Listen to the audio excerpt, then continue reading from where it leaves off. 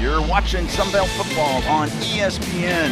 It's a big day here in Troy, Alabama for the defending Sunbelt champions. They're honoring their former great and NFL Hall of Famer DeMarcus Ware. As for the current Trojans, they place the second longest current winning streak in the nation on the line. They've won their last 11. They go for number 12 tonight against Stephen F. Austin. Hello, everyone. Alongside Ben Stanfield, I'm Will Kohlmeyer. So delighted to have you on board with us here tonight, and what a magical run it was a year ago for Troy. Started out 1-2, but then they ran the table. Won their last 11, they won a conference championship game, they won a bowl game, and they finished among the nation's top 20. Yeah, hands down, the best season for Troy football since the move to FBS. They're trying to back it up with another great year this year and make this the golden age of Troy football. Well, if you're looking for a couple players to watch for Stephen F. Austin, they've got a new quarterback this year, so all eyes on Preston Weeks. He played just 4 games a season ago. Yeah, he's not brand new to the system at Stephen F. Austin, but he is a brand new starter. Played in 4 games last year, threw for 3 touchdowns. It's a split duty situation from last season, but this year he's the guy. He's a transfer from Baylor, but he's getting his first start tonight in what will be a hostile environment on the road. No doubt, and as for Troy, it's got to be Gunnar Watson, the Sunbelt Conference Championship game MVP. Yeah, veteran leader. The difference for Watson this year, he's been around the program a long time now. He didn't have to battle for the job in the offseason. It's been his from day one this year. He's hungry for another championship. He's strong-willed. He's a tough guy, Will Kohlmeyer. He threw for 14 touchdowns last year in that historic championship run, and he's ready to play some ball tonight. Both teams are on the field. As you see, the Trojans and their head coach John Summerall. As for weather, 80 degrees, but it is humid. Heat index just a little while ago was right at 90, but the precipitation only 15%.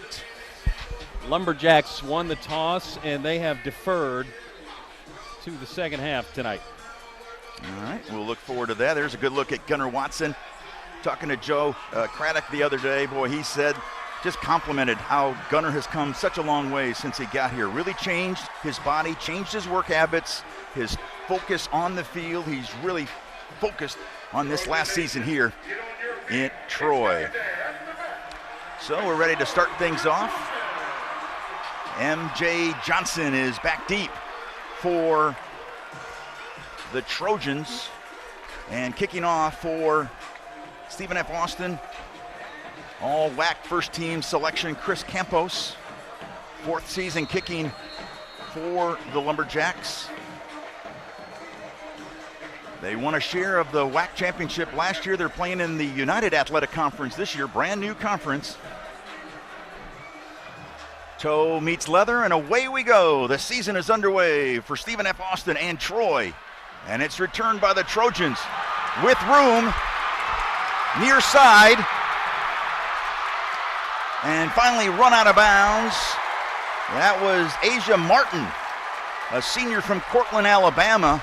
Boy, he made some noise on that. First time he's touched the ball. He's the transfer from Memphis. Yeah, got his seam there, and he's just put Troy in great position on this first opening drive tonight. Watch this. Got blocks for miles.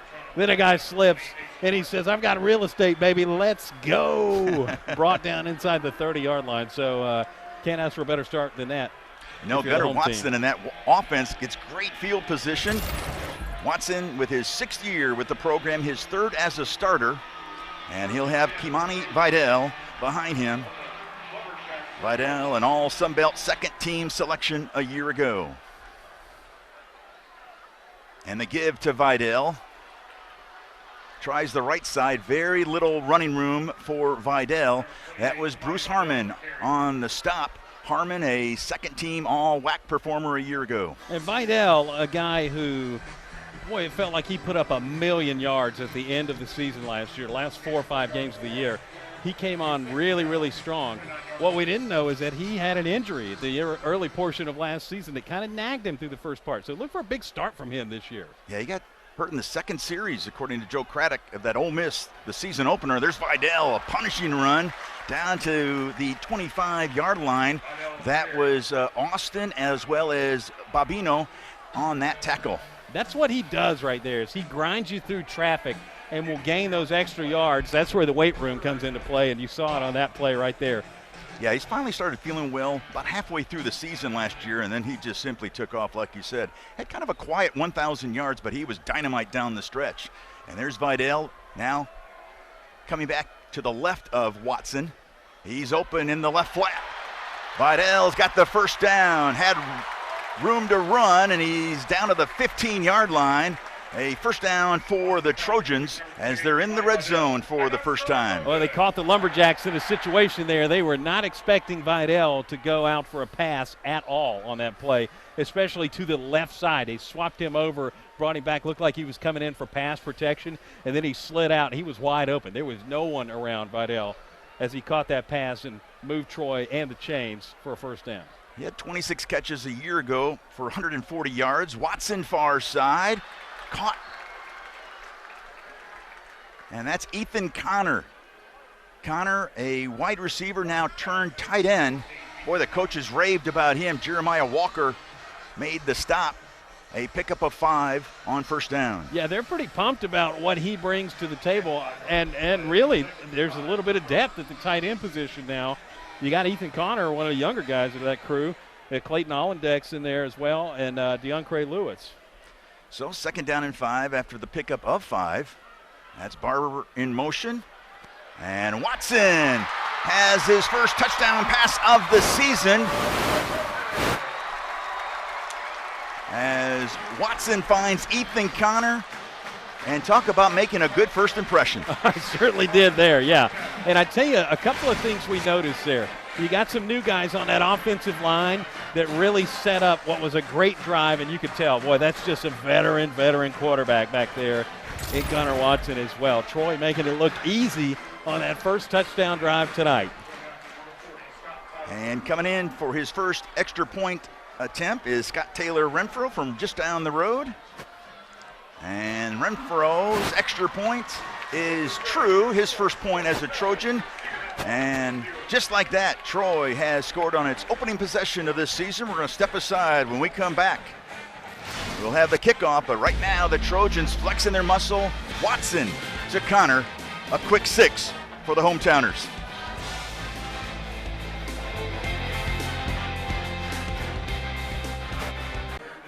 Welcome back to the Vet. As Troy did not score a touchdown on any opening drive last year, but they're 1 for 1 this year.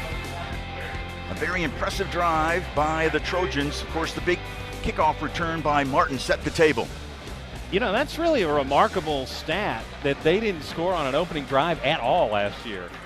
And this team, last year's team, won a lot of low-scoring ball games and played their way out of a hole a lot, too, last season. Those 12 wins were earned a year ago, certainly. Zach Long set to kick off. Wembley and White are deep. And room to run on the far side. That was Josh Thompson. I beg your pardon, that was Jermaine Brown on that kickoff return.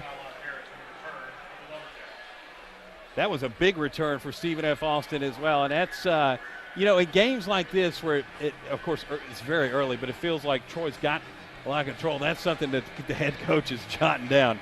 Oh, yeah, we're gonna really hamper on that at practice next week. So the Lumberjacks and their quarterback, Preston Weeks, trying to replace Trey Self. He was the quarterback a year ago and led the Lumberjacks to a share of the WAC Championship. His first pass is picked off. Reddy Stewart with the pick. He's maneuvering his way. Near side. Can he find the end zone? You bet he can. And a pick 6 by Reddy Stewart. His coaches talk about him all the time. Reddy Stewart is a playmaker, and he was there and able to work through traffic and get in for 6 tonight. He had a pick 6 a year ago, 67 yards against Arkansas State. First team All Sun Belt Conference selection. And he took over Carlton Marshall's number 2 this year.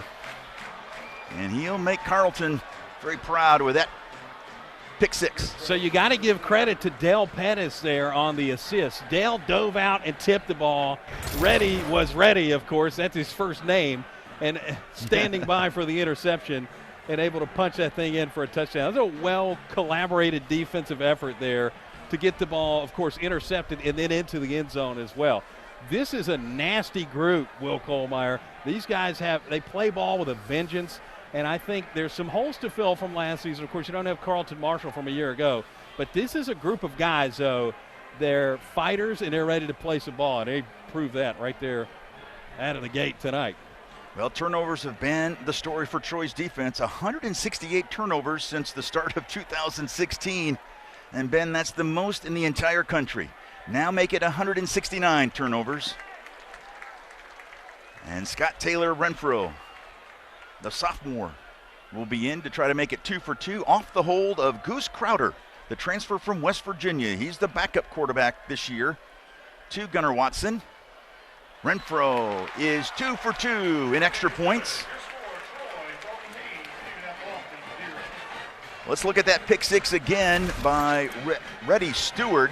He was the top-rated corner in the Sun Belt Conference per Pro Football Focus.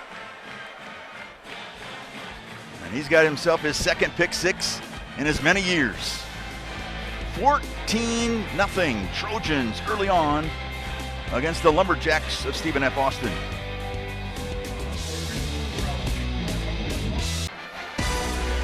There's a good look at Reddy Stewart. He's tied for first now in Troy history with 3 INTs for touchdown returns. Rashawn Reed did it from 1999 to 03, and now Stewart, a trio of pick sixes. Will Kohlmeyer alongside Ben Stanfield, the rest of our ESPN Plus crew. Glad you're spending your Saturday night with us. Wow, how about 2 touchdowns in the first 3 minutes of the season for the Trojans? Yeah, relatively short order for this offense and defense tonight. You mentioned Rashawn Reed. He was on some really good teams 20 years ago. Hard to believe it's been 20 years, honestly. But, yeah, tonight breaking old records. And Reddy Stewart, that's a guy that this coaching staff, they just cannot say enough good things about him. Every time we get the chance to talk with him, they let us know what's going on with Reddy Stewart. That's why he's on the graphics tonight. Yep, he's one of your impact players, Ben. So, of course, on that Troy defense, Reddy Stewart, he's wearing number 2 this year. Carlton Marshall, graduated out. And so Reddy switched to that number 2, and he's ready to be one of the top leaders on this defense like he is. You also saw Richard Gibonor, a guy you're going to hear his name a lot too, at Bandit. And this time, the Jacks keep it on the ground. Jaden McDonald makes the tackle.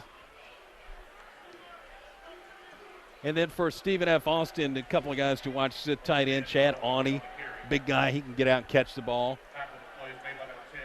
And then Jarrell Wembley in the backfield as well. I think they'll keep it on the ground a lot after that first drive. Yeah, Wembley just picked up 6 on that first carry. And the completion to the far side, it's going to be enough for a first down. That's Richard Jubinar making his first tackle of the year. And nothing like broadcasting being immediately proven wrong. As soon as I said that. Josh Thompson on the reception. He's starting his 7th season. His 7th season at Stephen F. Austin. That is a wild thing to consider. There's a lot of guys out there playing 6th and 7th year ball now. Well, you got Watson in his 6th season for Troy, and that was intended for Josh Thompson as well. That was Terry Thomas, the Will linebacker, getting the start. John Summerall telling us be kind of a linebacker by committee. Yeah, and they do a lot of creative things too. Most teams these days, to combat the spread, are playing a 3-4 defense, and it all kind of starts with that nose guard up front in the middle, and then kind of centers out from there. Buda Jones playing nose for Troy. And again, it's Wembley up the middle. Give him 3, and Jaden McDonald again on the tackle. McDonald was hurt in that App State game last year. Finished with just 13 tackles, so I know he's glad to get back. Yeah, he's a guy that's back from the injury bug, and then, of course, Jabri Barber on the offensive side, too, is a guy we're excited to see some from tonight as well. Yeah, Barber got hurt in that Southern Miss game, and at the beginning of the year last year, Joe Craddock was telling us with Barber and Marcus Rogers, when he was healthy, they were tied with Tennessee with the most explosive plays in the country. The snap was bobbled by Weeks. He completes it to the tight end, Keyshawn Williams. Yeah, and in case you didn't see a lot of Tennessee football last year, there were quite a few explosive plays for them.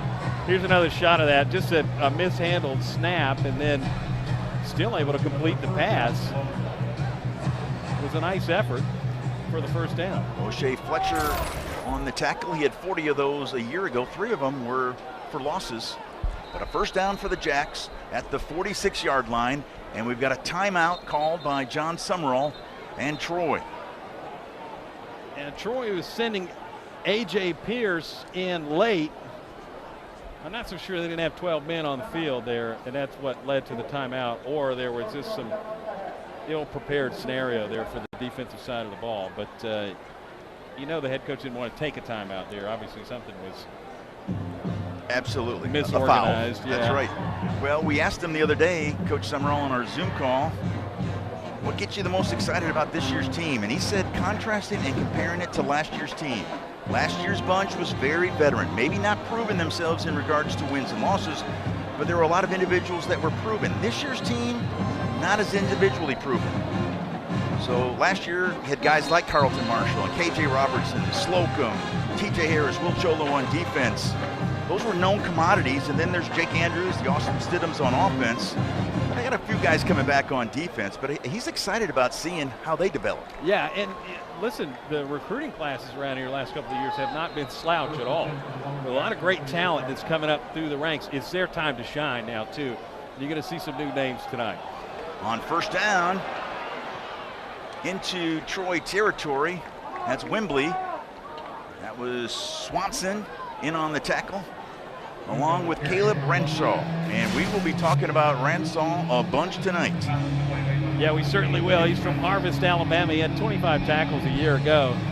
He's a guy that plays a position they call the spear, which is really at its organic form a linebacker position, but he kind of does everything. Near side, Del Pettis wrapping up the receiver, Lawton Reichel.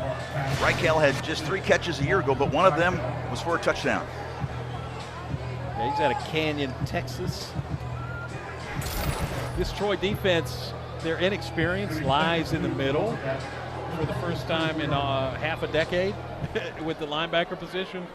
And you can see Stephen F. Austin trying to exploit that right now. If they can get past the defensive front, they feel like there's a setup for them in the middle of the field. 8-yard reception on first down, and there's a first down carry. Terry Thomas made the tackle, but Anthony Williams didn't. He's the transfer from Central Florida.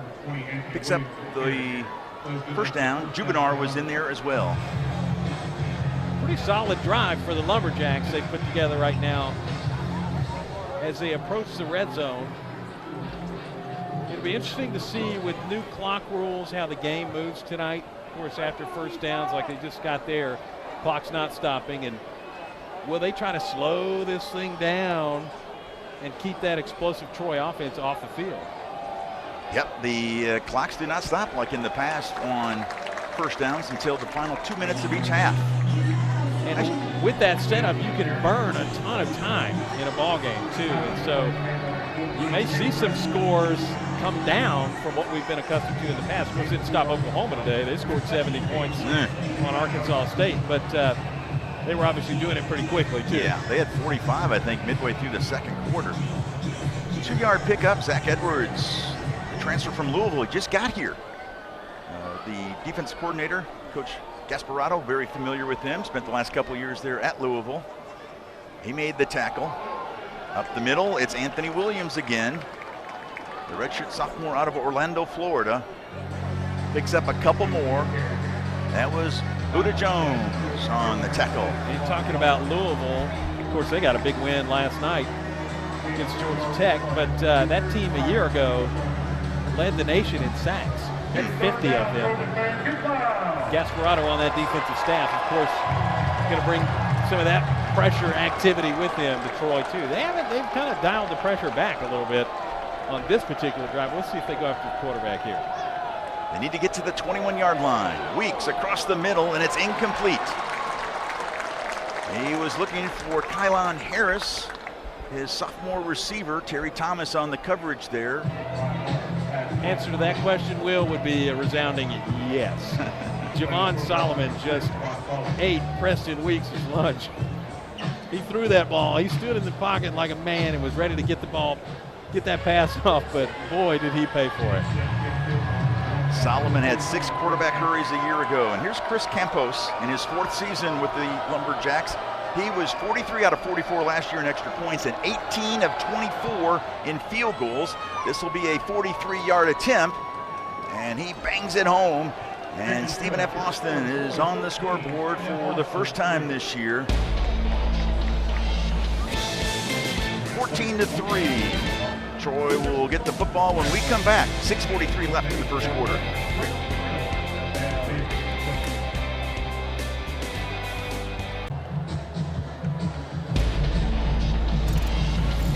Welcome back to the Vet here in Troy. We were talking about some of those rule changes, Ben, before the break. And as you see at the top, clock does not stop on offensive first downs except the last 2 minutes of each half. Yeah, it's going to be a weird change for all of us this season, but so far I don't think it's affected a ton of teams. I'd be interested to talk with coaches and see after this first game, okay, how did that feel different for you? Obviously, but it is going to change clock management outside of that 2-minute window. I think it'll speed games up a little bit, though, and I think that's actually a pretty good thing. MJ Johnson awaiting this kick by Campos, and he will let it bounce in the end zone, and the Trojans will have it first down and 10 at the 25-yard line. How about some impact players now that Troy has the ball? Well, you've heard his name, Kamani Vidal. He's returning a 1,000-yard rusher, 10 touchdowns last year. Put up those numbers, like we said, with an injury last season as well. Expect a huge season for him. How about Jabri Barber from Dothan, Alabama, the Circle City? His 2022 season cut short by an injury against Southern Miss. But before that, he was a big part of one of the most explosive offenses in the nation. So looking for big things from him, too. On that Stephen F. Austin side, safety Jeremiah Walker, number 5. And then up front, number 99, Edward Bobino III. And there's Vidal. He's got some room to run, and he'll finally be tackled inside the 20. And Vidal right on cue, one of those impact players. Bruce Harmon finally tracked him down, but a big-time run by Vidal. So pretty easy to see why he's highlighted in the graphics package on this Saturday night. He runs with passion. He's a very hard runner. He's got the intangibles as a football player. And he reminds you of some of the great backs that have come through here through the years. Touchdown, Troy, as Gunnar Watson finds Jabri Barber. He had 2 catches last year before he got injured. He's got 1 this year. Yeah, that's our other impact player, the other guy from the graphics package tonight as well. So you see what their impact is on this offense. Great on the ground, great through the skies. That had to feel good for Jabri.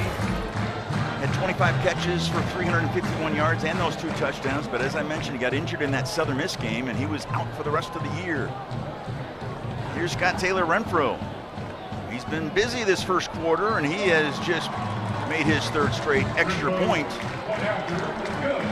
And 6:05 left in this first quarter, and Troy out to an incredible start, leading 21-3.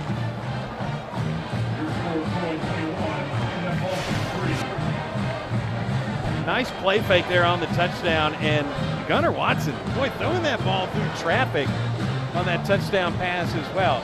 He sold it on the fake handoff to Vidal, and then hit Jabri Barber, the Dothan High School product, for the touchdown there.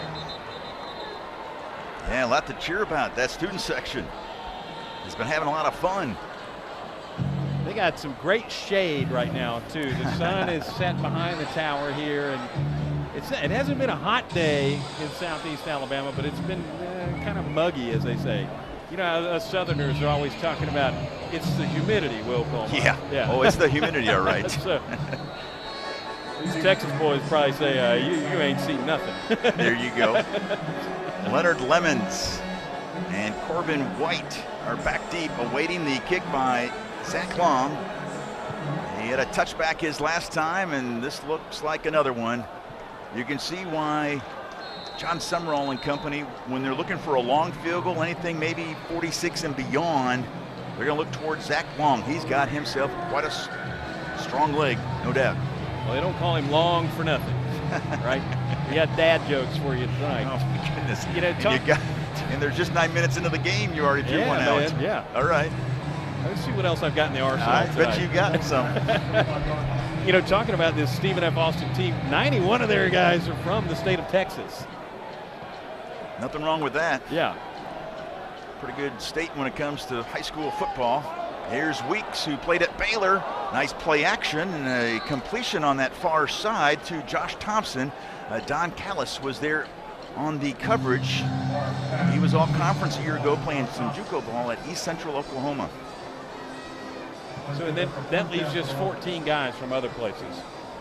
And one is from, two. They have 2 players from Germany on that Stephen F. Austin team as well. A little international flavor. Yeah. First down and 10 for the Lumberjacks. They'll keep it on the ground this time. And Wembley, who's been very impressive in camp, that's Stephen Catledge, another one of those transfers from East Mississippi Community College, just like the tight end Ethan Connor, who scored the first touchdown. Philip Lee was also in on that tackle. Catledge was the number 10 overall JUCO recruit, number 2 linebacker in the nation, according to 3.com. On 3, I should say, .com. That pass is complete to the tight end, Keyshawn Williams, but he got popped by Del Pettis. Wow, talk about unloading. Boy, Del Pettis, he's been all over the place tonight. Pretty electric hit, too, there. You know it's a good one when the student section all collectively goes, ooh. And they did on that one. They were pumped about it. Happened right on that sideline in front of them. The Lumberjacks, of course, playing this year without Xavier Gibson. He was picked in the 5th round by the Kansas City Chiefs. It's not a bad place to land. No. 3rd down, near side. That's Josh Thompson. Caught and stopped just shy of the 1st down. That's Caleb Ransall that made that hit.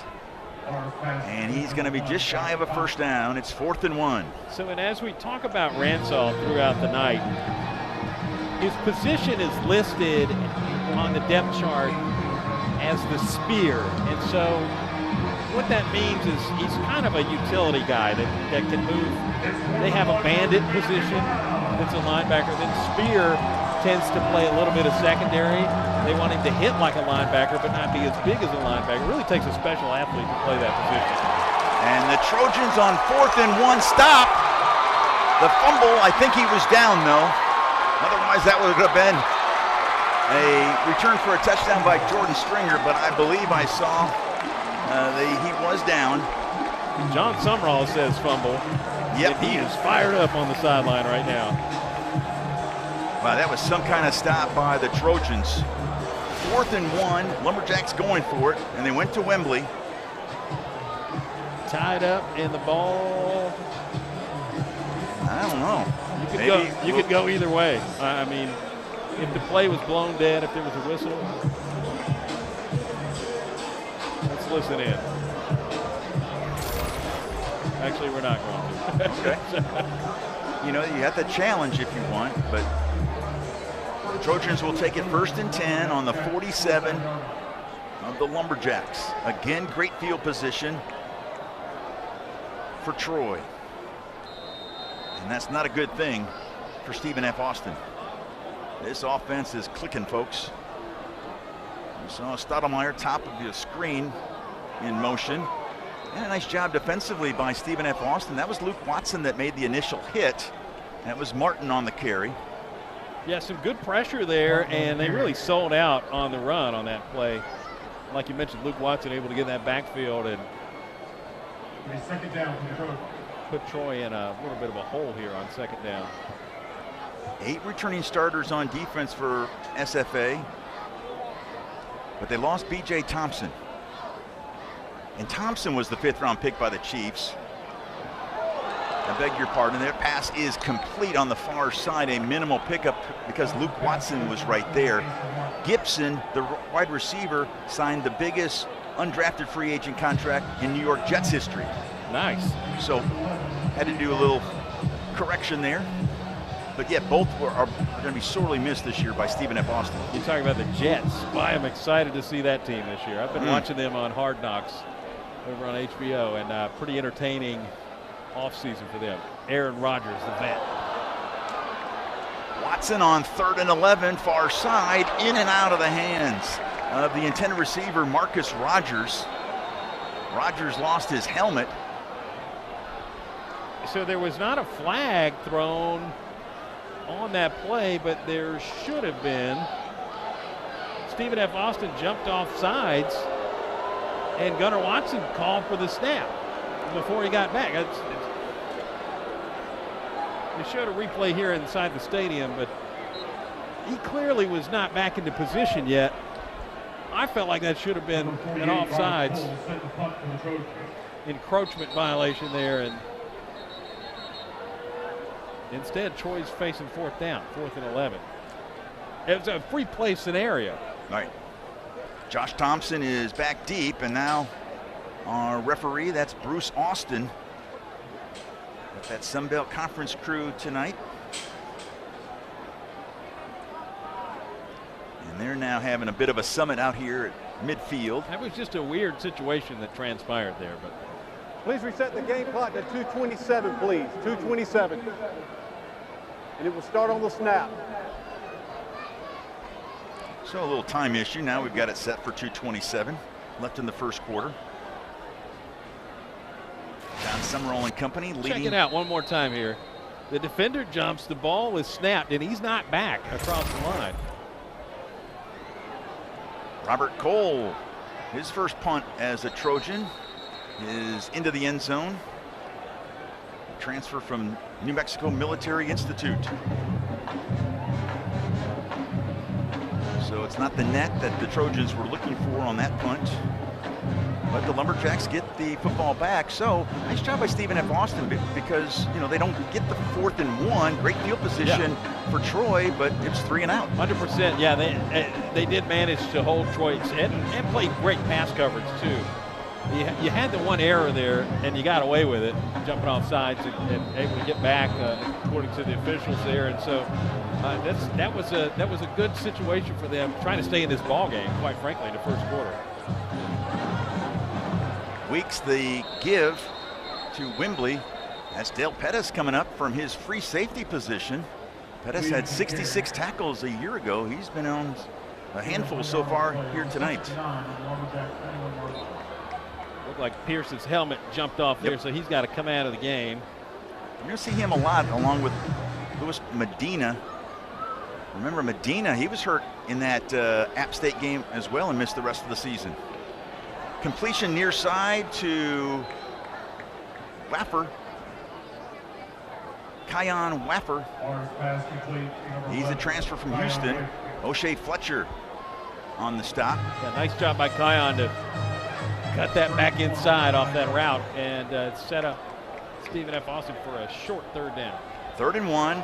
The completion, but O'Shea Fletcher comes up and makes the stop, and I think the receiver Harris is going to be shy of that 1st down. Yeah, O'Shea read that play very well. Watch him here. All over it. Made a great tackle, wrapped up.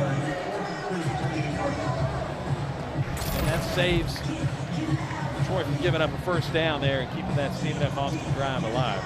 I think the offense is going to be looking for a little redemption next time out to Gunnar Watson and company. It's a little bit of a flat line on that last possession. Max Quick in punt formation. He averaged 42 yards a punt last year in his 40 boots. Jabri Barber waiting for the punt, and he takes it at the 25, and he is corralled and thrown to the turf. He'll lose a yard on that punt return. And the Trojans will have it 1st down and 10 at their own 24-yard line. Sharing a few pleasantries there. That didn't feel good. I think he wanted a face mask off Yes. in that scenario too. Barber will be returning kicks and punts this year for Troy. He's an electric athlete to watch, Barber is.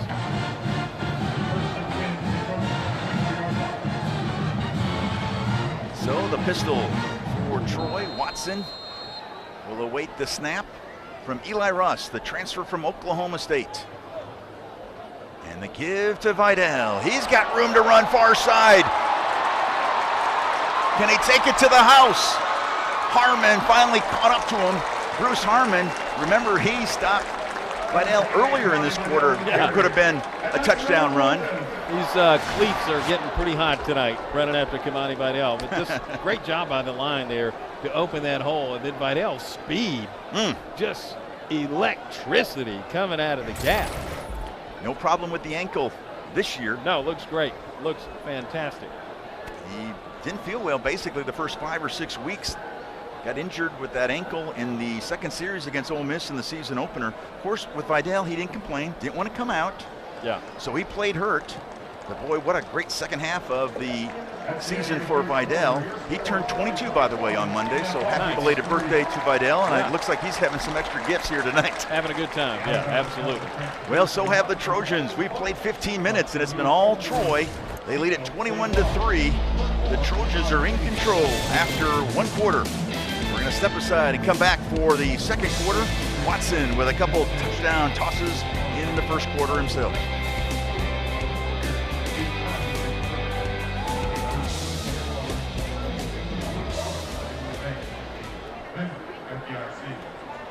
Check.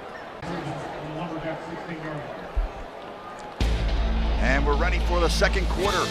Perfect timing. The give to Vidal up the middle. There's no room in the end on that carry. That was Murray, Ahmad Murray coming up and making the stop. Give Vidal a yard. That was a hard-earned yard. Vidal with a monster first quarter. 121 yards. In one quarter. Wow. And he did it on 5 carries. A smooth 20.3 average right now. You just figured that in your head just now? I did, yeah. I'm impressed, partner. 2nd and 9. Watson, the fake to Vidal to the end zone. Incomplete. Boy, great coverage there. That was I think we got 2 guys hurt off that play. Olatungi, triumphant Olatungi, a ball magnet, the coaches say. And boy, he did find the ball there. And he might still be down. Is that Landon Parker that took a pretty good shot? Yes, he did. Trying to catch that ball, and then you got a Stephen F. Austin player that's also a little bit more banged up than that. In a lot Bruce of pain, Harmon. it looks like. Let's take a injury timeout. 14-15 left in the first half. Troy leading it 21-3. Back here at the vet. Troy with the football inside the red zone, leading already by 3 scores. Harmon was the injured Lumberjack. He was able to walk off to the sideline, so that's good news. And Gunnar Watson, what will he do now here? 3rd and 9. Going out of an empty backfield, too, looks like. And now, just as you say that, Vidal shifts back. Remember the last time he did that, they looked for Vidal out in the flat, and it was a big-time pickup. Watson is in trouble. He'll try to run his way, use his feet instead of his arm. He's swung out of bounds by Olatungi. And Olatungi stops Watson well short of a first down and be 4th down. It's a very situational no call there. If that's Tom Brady, that's 15 yards. The former NFL great. So here is Scott Taylor Renfro. This will be a 29-yard attempt. His first field goal attempt as a Trojan. And Renfro from right here in Troy, having a great start. 3 extra points and a field goal in the first 16 and a half minutes of this game. We're going to step aside. Trojans now lead by 3 touchdowns.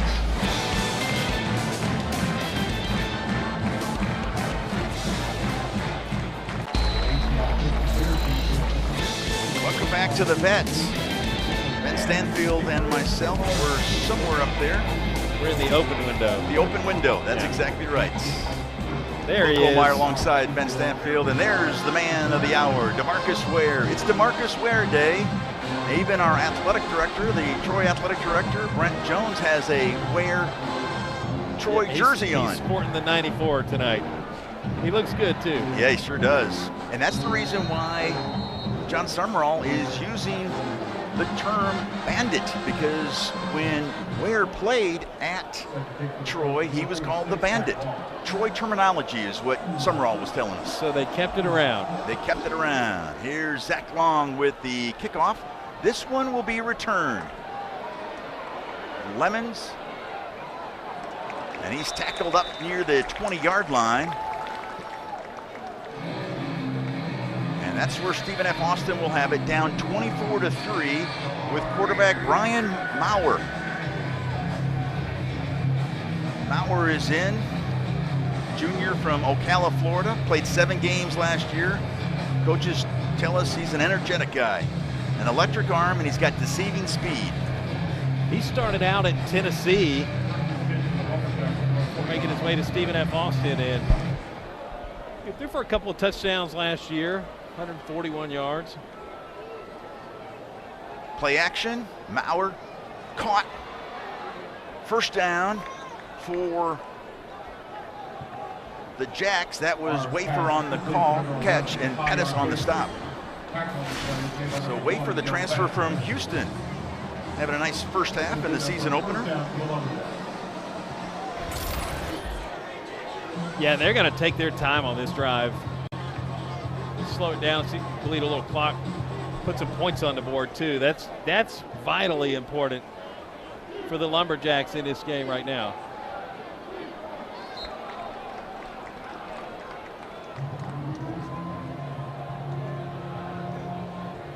Pass is incomplete. Incomplete pass by Maurer. The second down for the Lumberjacks.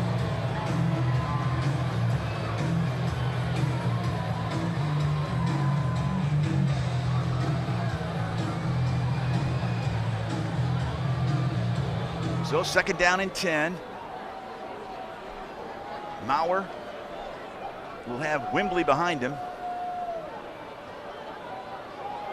And they'll give it to him. And a flag as Maurer lost his helmet. Flag in play. Boy, that helmet went about 10 yards down the field too. Let's see what the flag is here.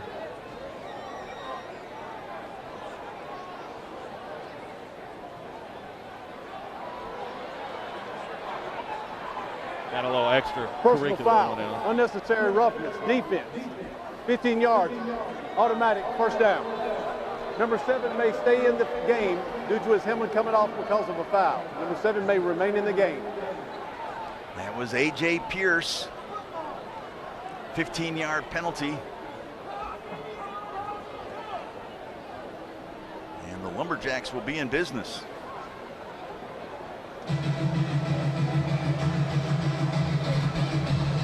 So we'll take another look at it here.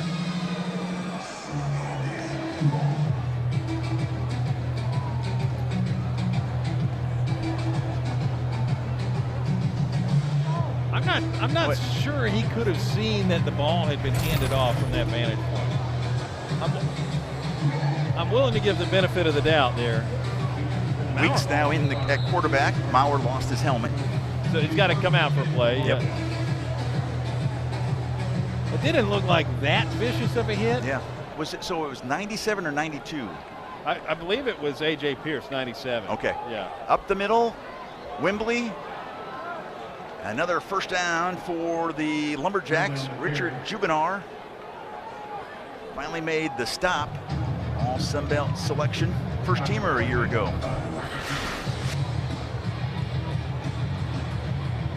offensive line for Stephen F. Austin paved a really good hole there. Got a first down. And this offense is in business right now.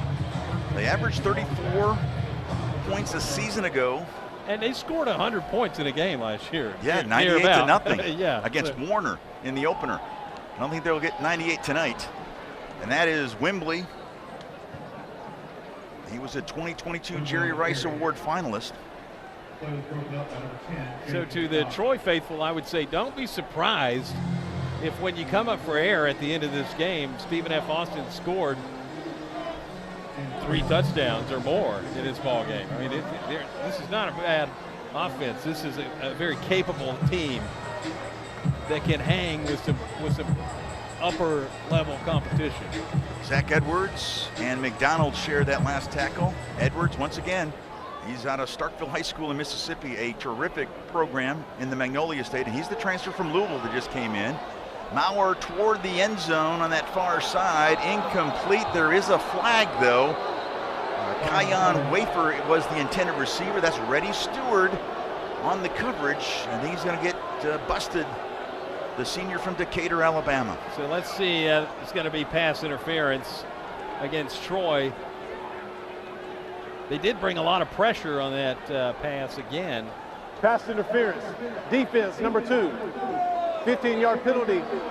Automatic first down. So Bruce Austin explains it to us, our referee tonight. We'll take one more look at it. Watch the pressure. Maurer took a shot there before he was able to get that ball out.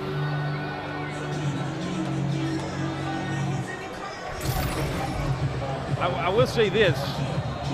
The ball was significantly overthrown. And they're basically saying that Reddy Stewart slowed down in front of him.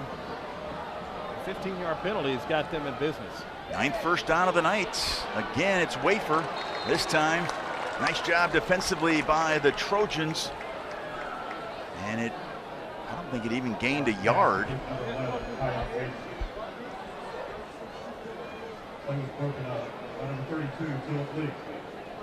Philip Lee was in on that one. Looked like Fletcher was around there as well. So second down and 10. 9 first downs for Stephen F. I checked that. 10. Troy has only 5, but of course the number that really counts is 24-3 Trojans. Yeah, they've doubled up on first downs. There's a pick 6 involved there too. There's Anthony Williams, the transfer from UCF. And Javon Solomon on the stop. Troy's first drive of the night started from the Stephen F. Austin 30-yard line too. There you go. Yeah, that didn't take long. But I will say this, Lumberjacks defense has otherwise kept them in check. Oh, yeah. Aside from a couple of drives tonight. Yeah, outside of that, of course, Troy scored that touchdown, a 2-play 75-yard drive, but outside of that, to make it 21-3, outside of that, yeah, they've done a nice job. 3rd down and long. Maurer, play clock winding down. And now they'll call a timeout. They had 1 second left on the play clock. And head coach Colby Carthel, in his 5th season, didn't want to take any chances. Well, and one thing, too, is the student section woke up a little bit there, too. Somebody needs to go in there and tell them, hey, yeah, you got a job to do. When the opposing offense on this end of the field, they may have been snoozing there on first down. But they got into it, started piping in the noise. Stephen F. Austin immediately had a problem. There you see the 3rd down conversion so far tonight. We talked to John Summerall this week about how do they approach this game against an FCS team with such a major test coming up next week at K-State. And Summerall said his message this week with his team has really been just do your job and play with detail and strain. He said he's talked to the team every day about nobody has to be a hero. Nobody has to be bigger than they are. However God made you is more than good enough. Just do your job and don't try to do too much. That was my favorite quote of the whole time that we spent with them. You're fine the way God made you. Now go play football. Here comes that student section now. They're leaning in on this. 3rd down and 8. The pistol, and they run up the middle. And they've got the first down to the 5-yard line. That was Williams, Anthony Williams, scampering down to the 5 before Caleb Ransall made the stop. But it's first and goal for SFA. That was an elite play call and executed in the highest fashion by this Lumberjacks offense. A lot of confusing misdirection type stuff happening on the front side of that play. Had Troy's defense all over the place. So first and goal at the 5. Williams is to the right of Maurer. Maurer looking to the end zone. And it's batted up in the air and intercepted. Now there is a flag on the play. And SFA is saying it's going to be pass interference. That was Keyshawn Swanson that did make the interception, but I'm not sure it's going to count.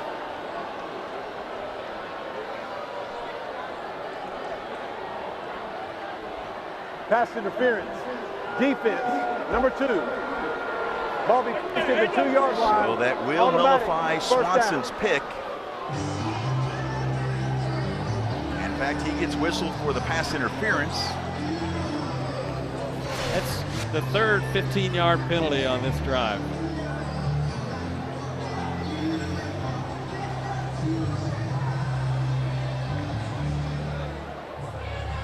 So he had his arm across his back,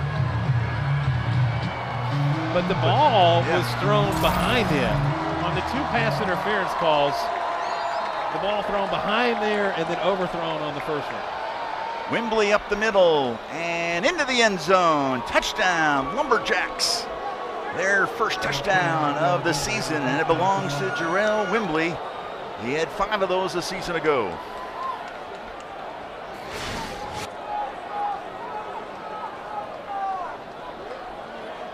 A little power football right there, Ben. Yeah, just pushing that ball across the goal line in for the touchdown there and imposing their will on that last play. That's a good drive for Stephen F. Austin. They had some help, admittedly had some help getting the ball down the field, but able to punch it in. Listen, you got to take any opportunity you got, and to get points out of it. 24-10, I think they got to be very satisfied with where they're at in this ball game right now. Campos 43 out of 44 a year ago in extra points. He's 1 for 1 this year. Wembley will get the rushing touchdown from 2 yards out. And that wraps up a 9-play, 80-yard drive that took 4 minutes and 47 seconds.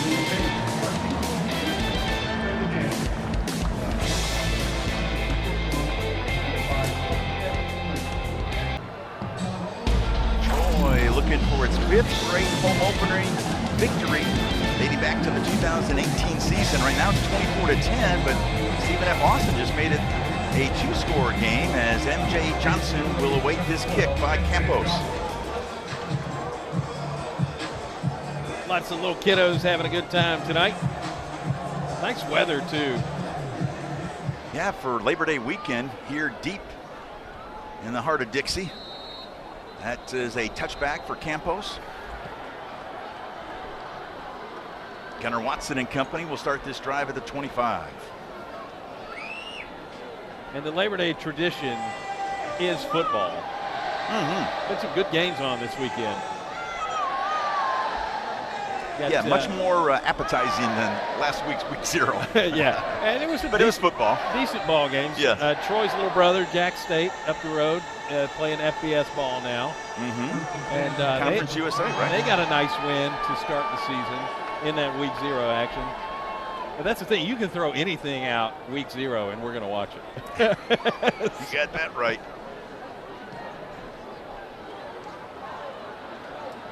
No room for Vidal. He is swallowed in the backfield. He's going to lose a couple.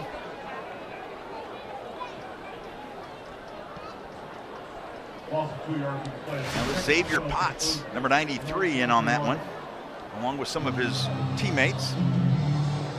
Yeah, just a case of see ball, get ball there. Kind of understood what was coming. They forced Troy into a passing situation here. Let's see what they do on this play.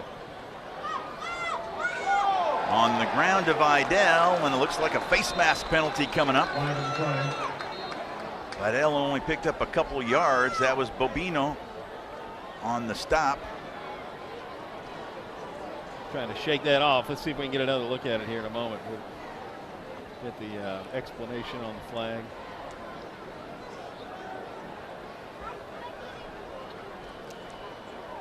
Personal foul, face mask, defense number 38. 15 yards being to the run, automatic first down. And that's what you got to do as an offense, is take advantage of opportunities like this. Oh, that was a handful. That hurt. That did not feel good. You know, real time, it happens so fast sometimes that you. So Potts. Hard to see the complexity of it, but yeah, he got a whole bunch of face masks. Potts, the transfer from Southern University, is charged with that penalty. So the Trojans will have it 1st and 10 at the 41, near side, up top, looking for Marcus Rogers, incomplete. Bruce Harmon with some nice coverage there. Harmon had 7 pass breakups a year ago. That was a nifty one right there on 1st down. Yeah, and I think that Troy should count blessings that wasn't intercepted as well. Another look at it. That's some kind of play by Bruce Harmon. All WAC, second team.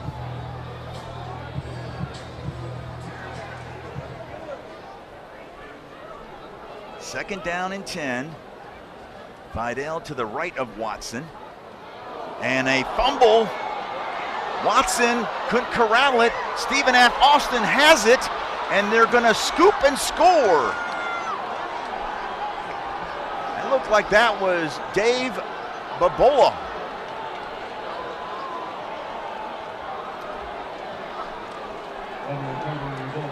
I beg your pardon, that was Ahmad Murray with the scoop and score, and all of a sudden we've got a 1-score game and a stunned crowd here at the Vet. This is what some would call a meltdown scenario for Troy here in this first half. Everything's looked like it was in cruise control tonight. Offense maybe getting a little lax, and Stephen F. Austin, I told you this team is not bad. Pretty good football club to be exact. And one thing about them, you got to give Stephen F. Austin a lot of credit. Opportunities have presented themselves, and they've taken full advantage.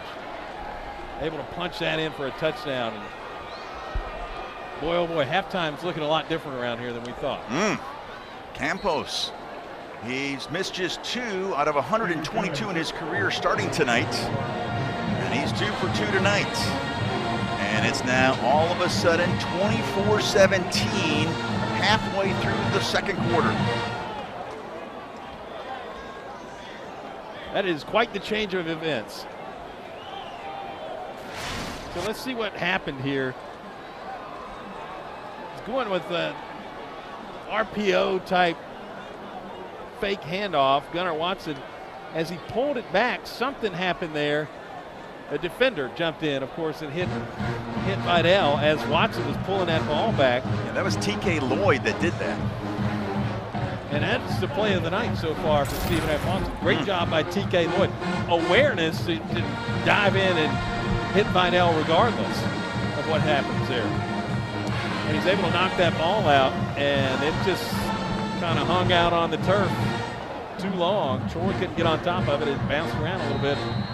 There you go, Stephen F. Austin off to the races for a touchdown. MJ Johnson, the freshman from Enterprise High School, not too far away from this Troy campus. He'll await that kick from Chris Campos. Enterprise High School picked up the biggest win they've had in a long time last night. They ruined the high school version of DeMarcus Ware Day. Oh. At Auburn High School. And the kickoff return by Williams. He got close to the 20, then he got spun around, and they're going to mark it at the 19. That hit by Southard, Jaden Southard. Was it by Auburn High School? Auburn High School, yeah. And you know, you're talking about Auburn High School. We're talking 5 minutes from Auburn University. DeMarcus Ware played high school football literally in the shadows of Jordan-Hare Stadium, and they did not know what was in town. Troy, the only school that offered him, able to get him down here to play football. Look where he's at tonight. We have DeMarcus Ware Day. He's an NFL Hall of Famer. He's in the Cowboys Ring of Honor. you can't say enough good things about it. I thought his Hall of Fame speech was moving, very well done.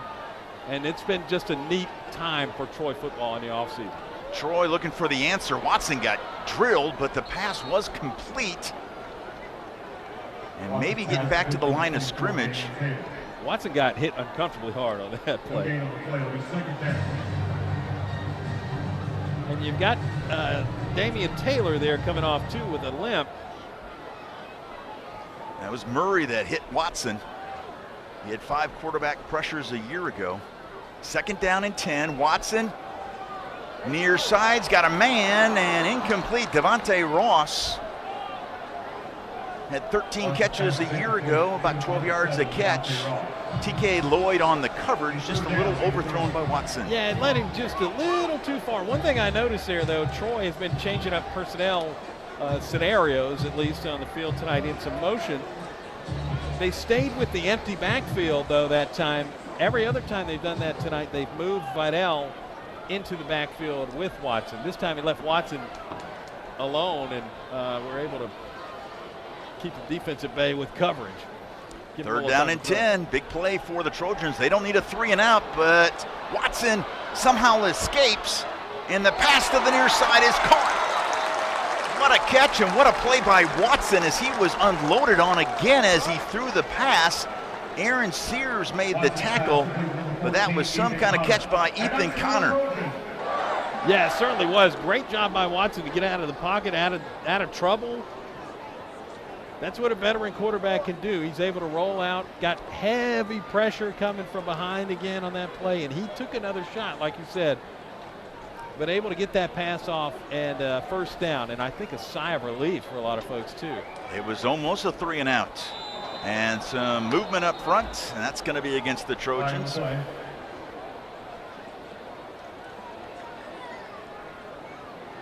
I will say this offense hasn't had a lengthy drive in this game yet. There have been a couple of some decent size, but or length, I should say, but those ended in field goals. False start. 74 of the offense. 5 yards. That's on Daniel King. 1st down. All Sunbelt Conference 2nd team selection last year. Show you how Watson got that 1st down. Look at the pressure coming in. He bounces out, keeps the ball up. Just a great throw and catch. 1st and 10, or I should say 1st and 15. No problem for the Trojans. They needed 15, and I think they got 13 on that run by Martin. He's a senior from Cortland, Alabama. Jermaine Brown and Olatungi, triumphant Olatungi on that tackle. Gain of 13 yards on the play. It'll be 2nd and 2. It was a nice run by Martin, and he's one of kind of a stable of running backs for this offense. You'll see Damian Taylor. Of course, you're going to see Vidal. Asa Martin, another great name in this backfield as well. Very capable running back, as you just saw. Picked up a 13. 2nd down and 2. Watson, a little play action. Near side, it's incomplete. He was looking for Devontae Ross. He turns 21 a week from today. Troy playing at Kansas State. Boy, he'd love to have a present and get a win on the road, but they got to first things first. They got to try to take care of SFA here tonight. We got ourselves a ball game with 5:22 left in the 1st half. Yeah, it's turned into quite a gut check for Troy. I like that you got everybody's birthdays. Well, you got to try to give them a little yeah. shout out. Yeah. And while we're talking about that, Joe Craddock, the offensive coordinator, he turns 38 this Thursday. Yeah, Barry McKnight, the radio voice, his birthday was this week as well. Yep, for Troy's radio voice, and that is a 1st down run, 3rd down and 2, and it looked like they picked up 5, nearly 6 yards. TK Lloyd made the tackle, but a 1st down run by Vidal. And that's another Trojan. And this team, like I said, they need to see if they can get a drive clicking, a long drive, and come away with a touchdown. That'll help. Vidal inside the 40. Another 1st down carry by Vidal. Jeremiah Walker, the senior from Houston, Texas, making the stop. That'll move the chains.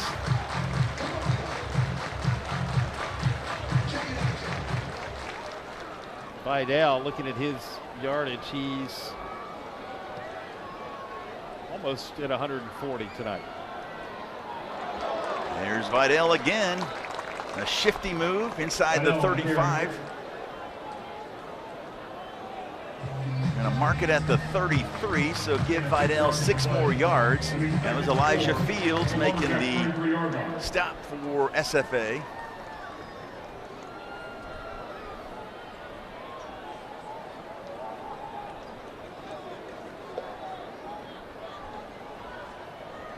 Second down, 4 yards to go for Watson and company. They're keeping it on the ground. Joe Craddock, Vidal on the carry. the offensive coordinator. That was Jermaine Brown making the stop. Like he got about a yard on that play, maybe. You were asking him about the offensive line, and Craddock was saying they're thicker on the line than last year, but not as strong. But they got to replace some big guns on the up front. In fact, they're replacing 104 starts on the line. So guys like Jake Andrews and Austin Stidham. Third down and short, and Vidal got lit up. I mean, he got stoned. And there was a fumble. Or no. Yes, it was a fumble, and the Lumberjacks recover as Jermaine Brown having himself a whale of a first half. Well, and he had to have just taken the ball right out of his hands. You know, I was looking, I thought, well, maybe that was a fumble. Look at, oh yeah, Jermaine Brown stripped it. Wow. You know, Jermaine Brown has been multiple years all conference in 2 different positions. Yeah. I think that's quite versatile. Yeah. You never hear that before. Yeah, I mean, yeah, that is all conference in 2 different positions. That is quite the ball player. And listen, hey, we asked John Summerall, you know, about this team, and he said, look, you know, last year's team finished in the top 20. This year's team not getting a lot of preseason love as far as the polls go, top 25. He said they haven't earned it yet. I don't know that they deserve to be in the top 25. Yeah, he addressed the team. He said you can either prove them right or prove them wrong. Of course, it's not how you start, but how you finish the year. And boy, the Trojans finished quite nicely a year ago. The start tonight was very promising. Yeah. This has been a disastrous stretch for Troy in the second quarter. That was some kind of hit by Jermaine Brown.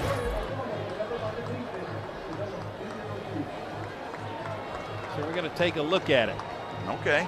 We have an official review brought to you by the Basketball. I don't know. Let's We'll see where the ball came out. I didn't catch it from the angle we had a moment ago. We're going to step aside. When we come back, we'll see if the play stands. 3:02 left in the first half. We've got a 1-score game here at the Vet.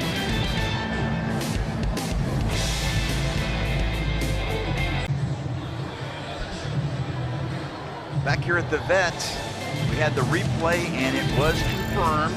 It was a fumble. So SFA down by 7 will have the football with 3:02 left in the first half. Yeah, the ball clearly popped out. Vidal took a shoulder pad to the football. Watch it come out right there. Yep. That's a tough spot. Trojans. Situations where they knew the run was coming and went all in. First down, pass complete. Maurer to Reichel. Keyshawn Swanson on the stop. Solid pickup on first down, 8 yards. Sets up second and short. There's Reichel right there on the reception. He had just 3 catches for 16 yards and a touchdown last year, but Reichel's done nicely so far here in the first half tonight. I think that was his 3rd catch. Yeah, it was his 3rd catch tonight. That's the first thing that 5 Stephen F. yards. Austin's done Remains wrong in second down. quite some time. False start there. Correction, 51. He said 71, so that would be Robert Keller, the redshirt sophomore from Frisco, Texas. I'm a big rhythm guy. I like it when teams can get a little bit of consistency going, short passes, you know, even just consistent 2-3 yard gains, running the ball. Troy's had a rhythm right now, offensively, in a big way. And I don't know that the scoreboard may be a little deceptive here. I don't know that they've actually found rhythm tonight, because you've had some explosive plays on some of these drives that have really shortened them up. And that's becoming evident here in the second quarter. Wembley on the carry. Made the all WAC second team a year ago.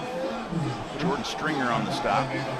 Regardless of how this half ends, this has been a magnificent comeback by Stephen F. Austin here early going. It was 14-0, under 3 minutes into the game. After Connor's 10-yard touchdown reception from Watson, and then Stewart's 45-yard pick six. And blink, 14-zip. But yes, give the Lumberjacks a lot of credit.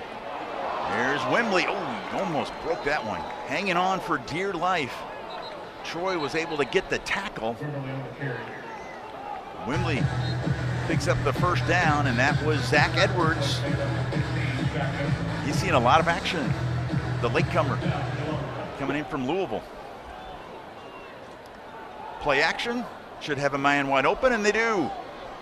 That's Josh Thompson. Wembley's had so much success. You play action with that, you knew you had somebody open. Yeah. Ershad Davis on the tackle. And a lot of people were convinced on that play action as well.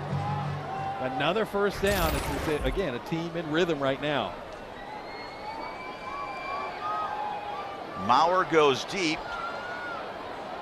And I think he might have seen some pressure coming, or maybe a miscommunication with the receiver. But either way, an incomplete pass, second down and 10. The Troy sideline is lobbying for intentional grounding. I don't think they're going to get it. Falling on deaf ears. You know, one thing, when we talked to John Summerall, Troy's head coach, he quoted the great Mike Tyson. He said, everybody's got a game plan until you get hit in the mouth. Stephen F. also got hit in the mouth early in this game. Troy's got hit in the mouth late in this game, in the first half at least. Maurer near side, complete to Ty Love, his first catch. Reddy Stewart on the tackle, pickup of 6. And you're right, but then remember what Summerall told us. If they get punched, his team, we'll see how they respond. And if they don't respond the right way, we'll see who the backup is. So he finished that paragraph with some firmness. And right now, he's seeing how his team reacts, because as you mentioned, Ben, SFA has hit him in the mouth. Davis again on the coverage. He's the transfer from Alabama State, just up the road. So Troy's response is going to ultimately have to come in the third quarter. They're going to have a little bit of change here in this second quarter. But the ultimate response to what has been, again, a remarkable comeback by a good football team. Campos will try from 48. Off the hold of Max Quick. He's got plenty of leg. And that is perfect. And with 36 ticks left in the first quarter, a 48-yard field goal by Chris Campos. And we've got a 4-point game now, 24-20. This is 17 unanswered points for the Lumberjacks. A lot of people around the country seeing this score right now and are thinking, oh boy, what's happening with this Troy football team right now?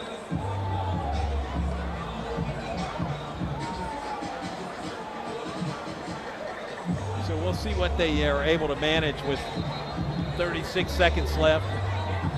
Troy going to try to push this thing downfield a little bit, or? Is that your jersey that DeMarcus left for you? Let me tell you, I would love to have that. You know, Brent Jones, we saw the Troy athletic director. He's got one on. He's got one on tonight. And I think DeMarcus will be honored at halftime, so I bet Brent will still have let me his tell you, jersey on. The best way to honor DeMarcus Ware is with a W. Yeah. Yeah. His high school team didn't get it done last night. No. Devontae Ross will await this kick by Campos. You'd hate to see 0 for 2 on DeMarcus Ware days. No. That would not be fun.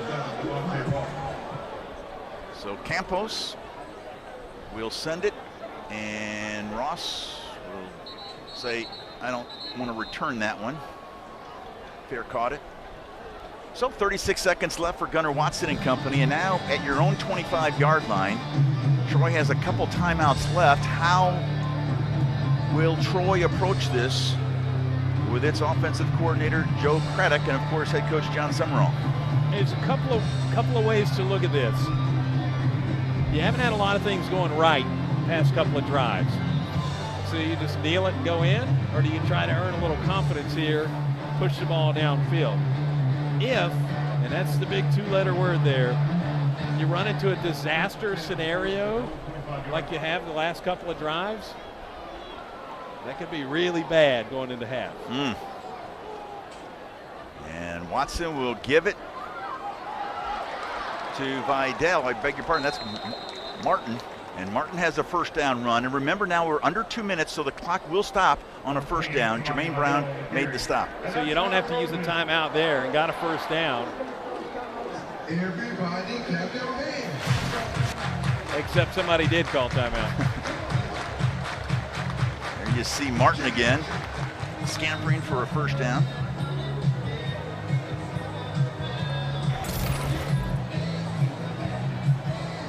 Blasting some Jimmy Buffett through the stadium right now, and we should, obviously pay tribute to him. Jimmy Buffett passed away this morning, an Alabama native and a guy that's meant a lot to this state.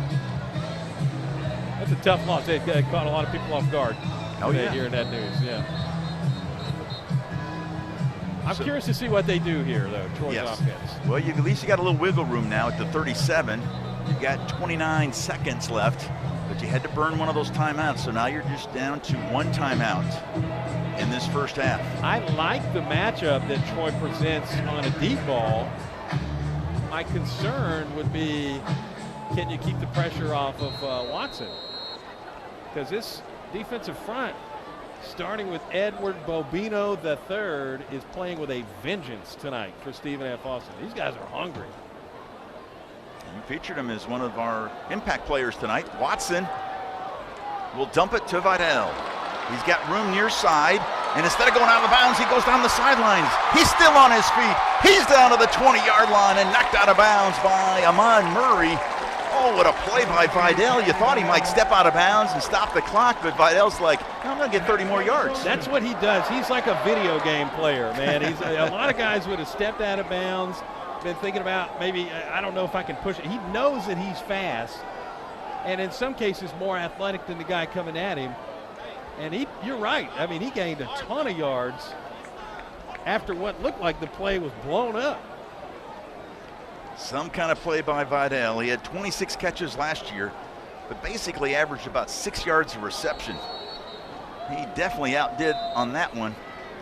A big-time play of 59 yards. Let's see, we're going to check the length of that. $44 yards on that reception there. And watch him cut back in. I mean, I think a lot of guys would have stepped out of bounds there. And I think some of the Lumberjacks defenders probably thought he was going to. Just a terrific play by Vidal, and that has shifted the whole game plan here late in the first half. Yeah, it certainly has. I mean, this Troy offense undoubtedly going to take a shot at the end zone here. We'll see how they do it. Do they start with maybe a run play? I tell you, that play that I would go back to Vidal in a passing situation. Yeah, he's been very efficient tonight in receiving. As I mentioned last year, 26 catches, but he's already very short. He's already accounted for 200 yards tonight.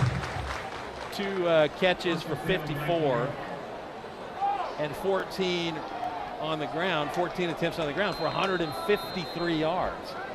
Yeah, that's 2:07 already in the first half. Watson, play action. He'll look toward the near side. Touchdown! Another touchdown from Watson to Connor. Wow, Ethan Connor's putting on a show in his first game in a Troy Trojan uniform. Troy utilizing the tight ends. And he was wide open. There was nobody around him. Fantastic play fake. That's the confidence booster that the offense was looking for after a couple of meltdown drives in this quarter. To end with a touchdown like that, boy, that's significant going into the half. Yeah, that's a huge answer for Troy as Renfro is now 4 for 4 in extra points. And the Trojans can breathe a little bit easier right now. 31-20.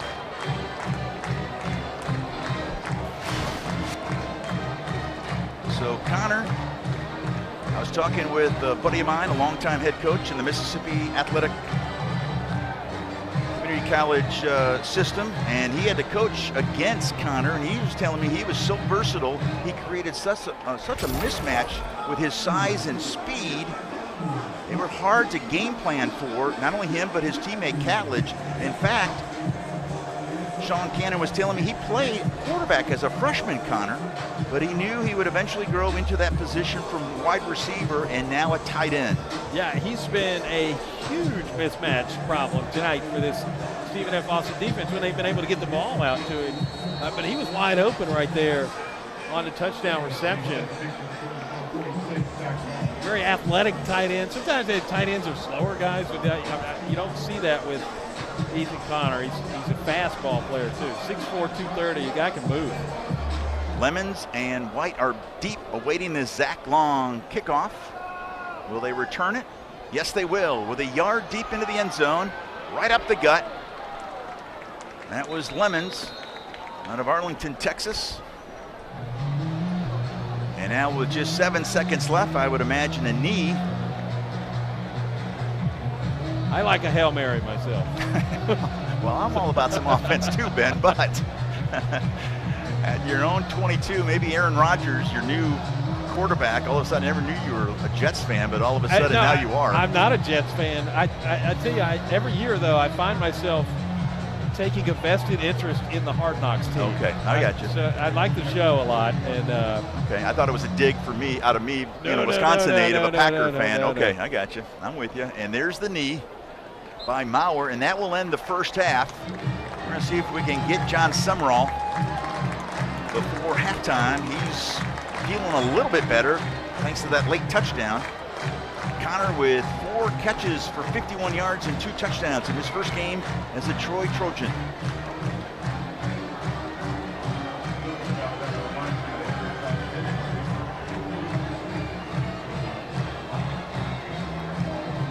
Got Junior Lewis Saint on the sideline. That was a big momentum shift in the swing. Let's You're exactly right. Turnovers and penalties are killing us right now. We got to clean those things up. May have had an audio drop there. But if I was lip reading correctly, Will, he said, no, I'm just kidding. I was just going to say, he said, well, you got a skill set all your own, dude. Lots to talk about from the first half. Okay. Lots to discuss. All right, I'll go with that. We're going to step aside. We're at halftime. Troy leads it 31-20 as the Trojans are looking for their 12th straight win.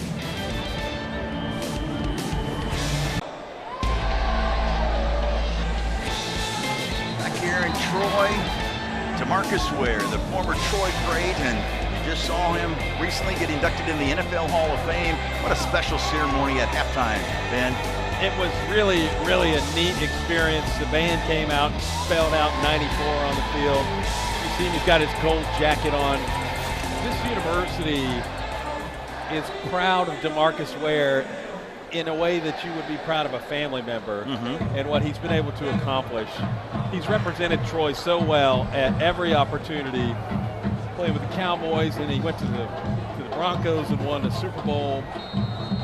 And he's the first Hall of Famer from the Sun Belt Conference too. So not just Troy, but Sun Belt Conference as well. Nobody will ever wear 94 at this school again because of the greatness that was in it last.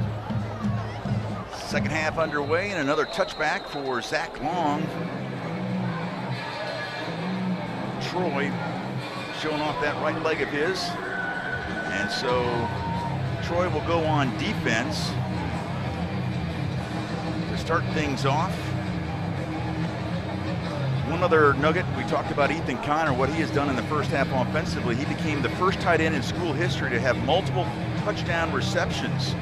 The previous single season tight end record was just 3 touchdowns by A.J. Lewis in 2019. And then it was the other tight end, DeAndre Lewis, in 2021. So,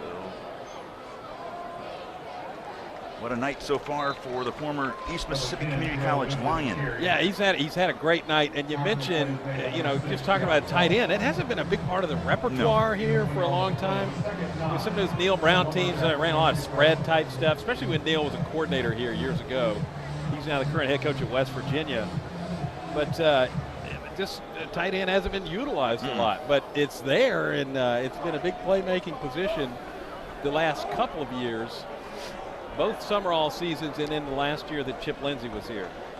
Javon Solomon on the tackle to start the second half on the run by Wembley. And another nice play defensively by the Trojans as Wembley really had nowhere to run. That's Luis Medina.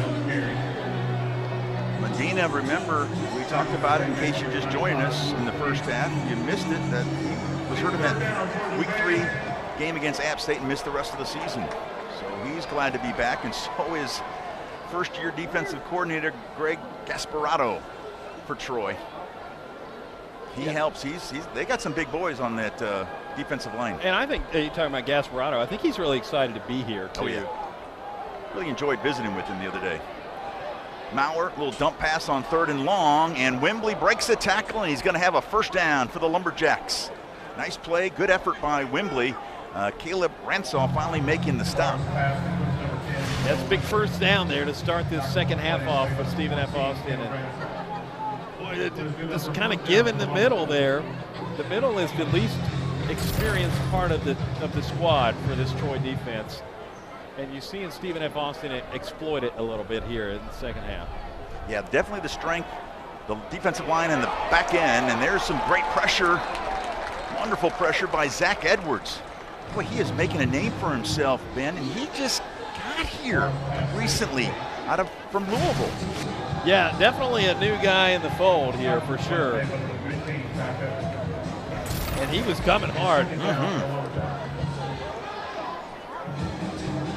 Out of Starkville High School in Mississippi, where the home of the Mississippi State Bulldogs. Maybe you could have made a case for intentional grounding there, but yeah, there's not a wide receiver nearby, but nonetheless, still a great defensive play. Maurer up top, going across the middle. He was looking for Josh Thompson. The coaches say he's set to have a breakout season. Keyshawn Swanson on the coverage there.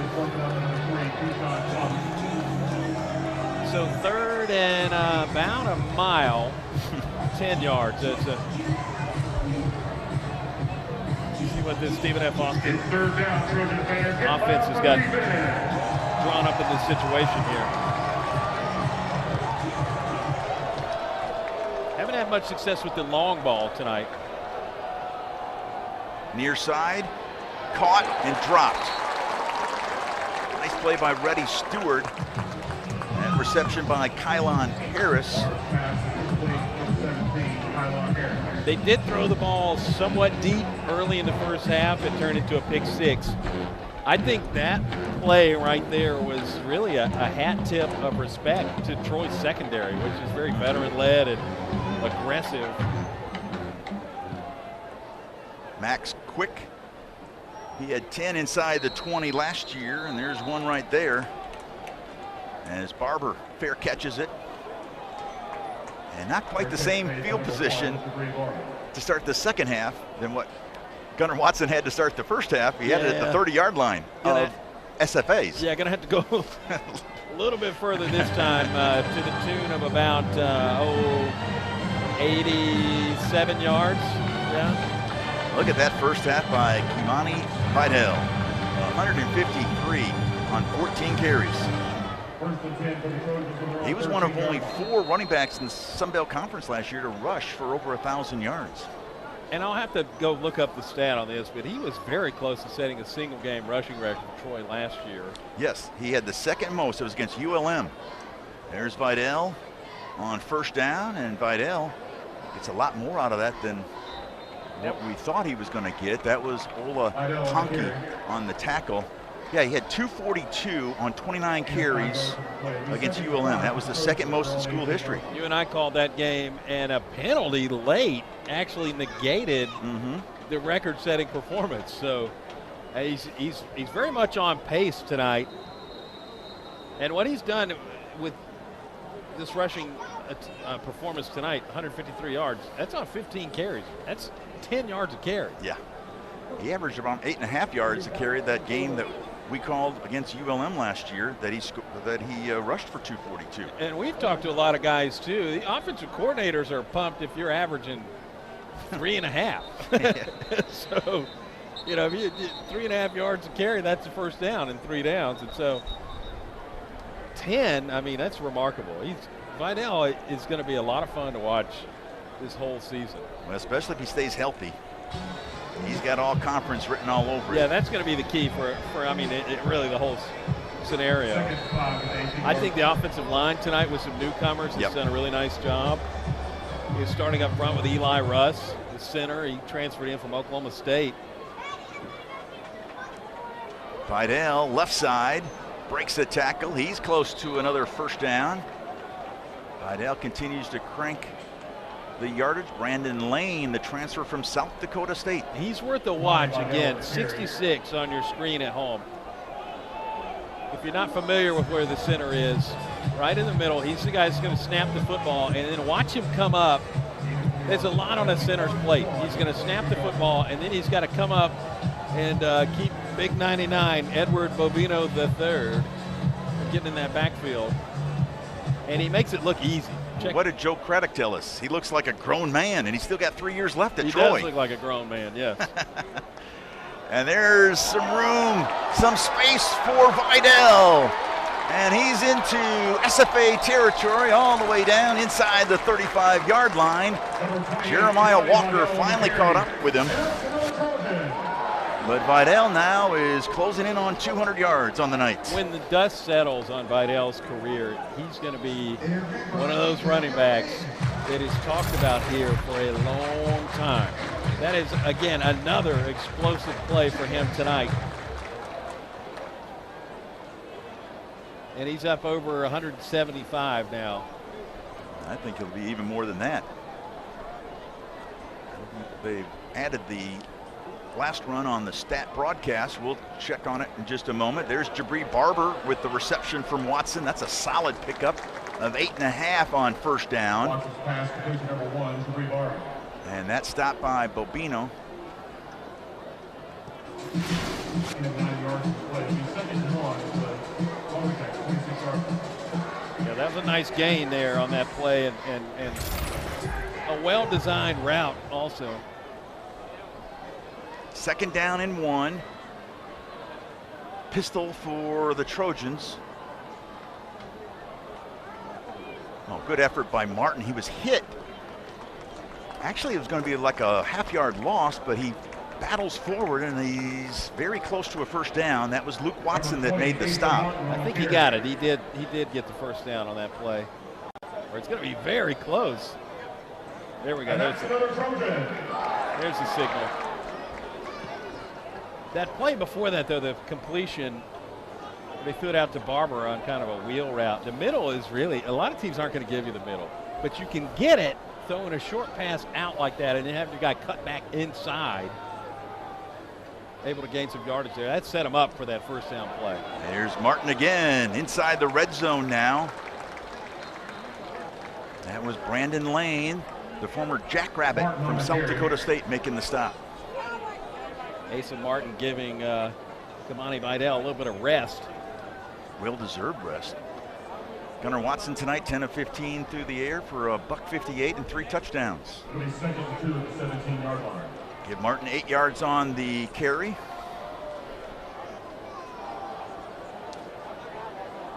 And it's a nice drive. This is what Troy's been looking for tonight.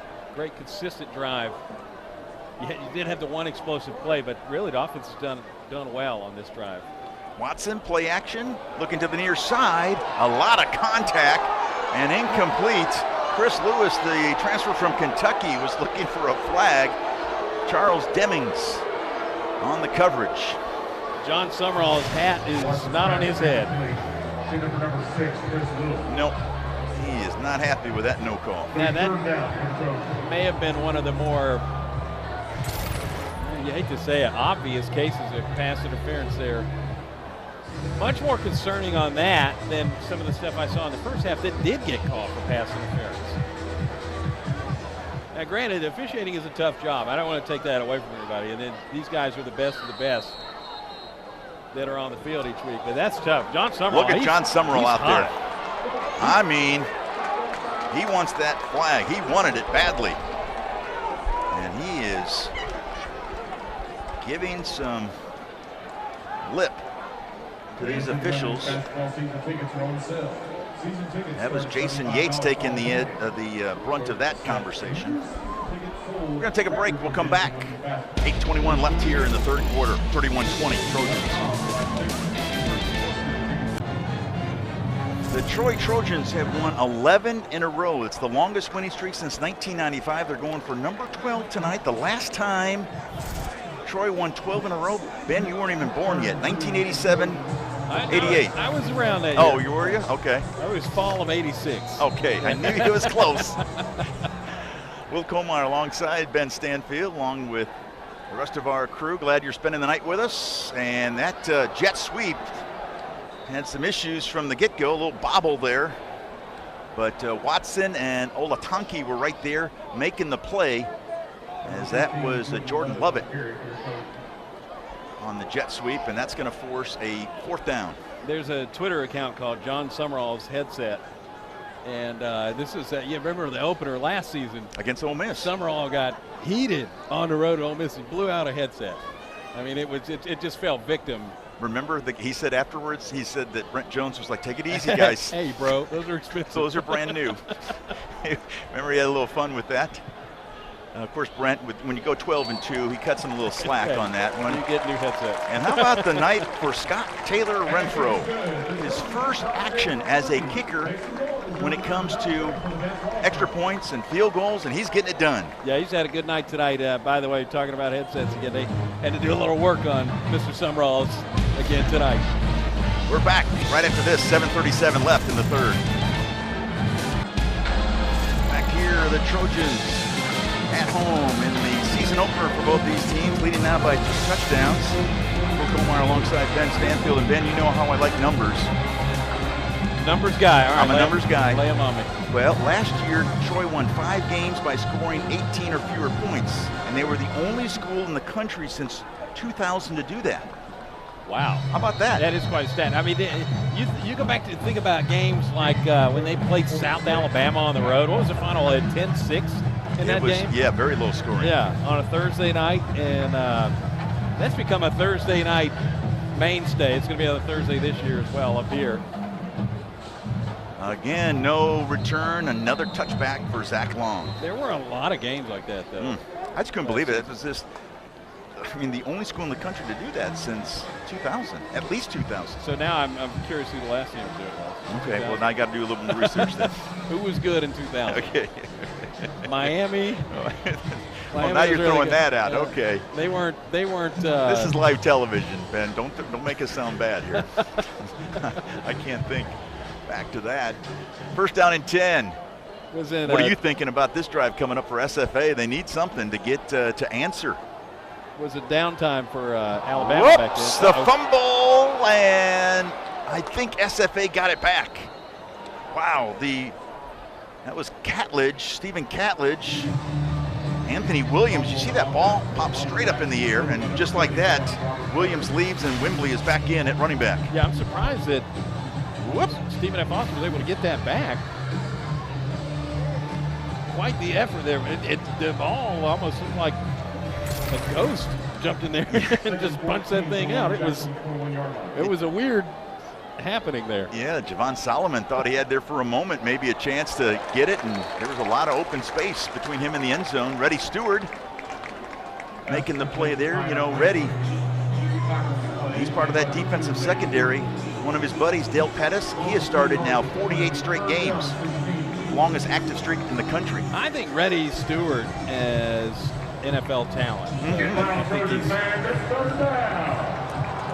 yeah, he was looking at his height-wise, maybe, you know, he could be an inch taller.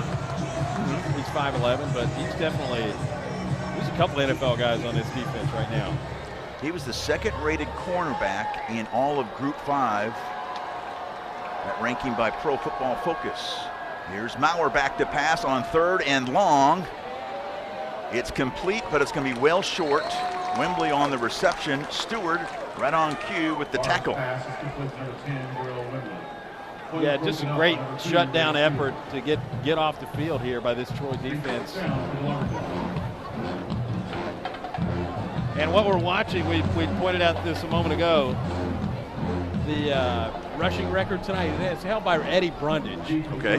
244. 244, that's right, because he had that record, and like you said, that penalty, he had 242 against ULM. Right now, Vidal with 205. So that'll be the key when Troy gets the ball here on this next possession. Barber with the fair catch on the Max quick punt. And we're gonna step aside. 5:31 left here in the 3rd quarter. The Trojans leading by 2 touchdowns.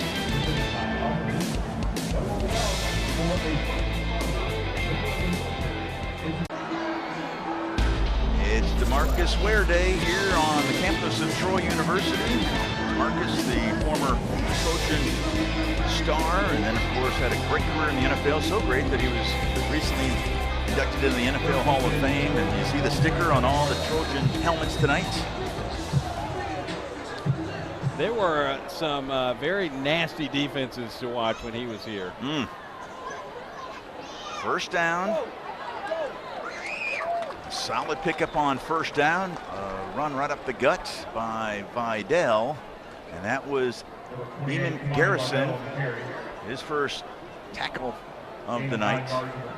So we'll have the Kamani Vidal watch when it comes to rushing as he tries to break the record.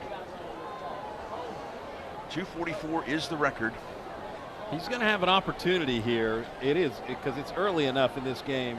Yeah, and it's still tight enough where he's got to stay in the game if it stays this way. And there's Vidal again, a first down carry.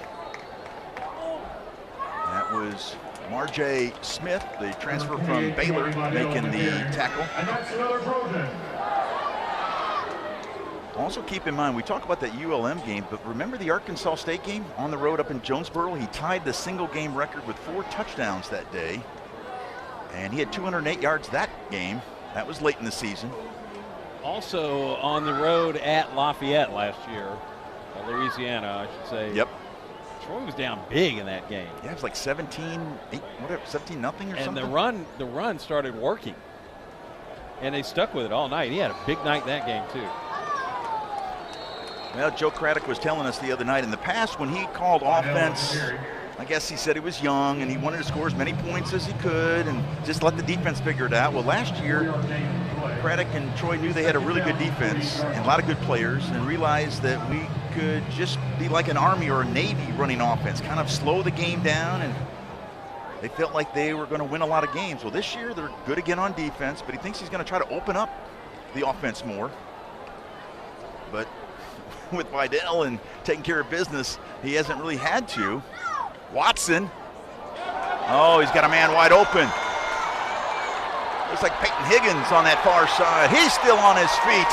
And Higgins, the sophomore out of Florence, Alabama, has it inside the red zone now to the 16-yard line. Finally, Southard was able to track him down. Yeah, how about the sophomore out of Mars Hill Bible High School?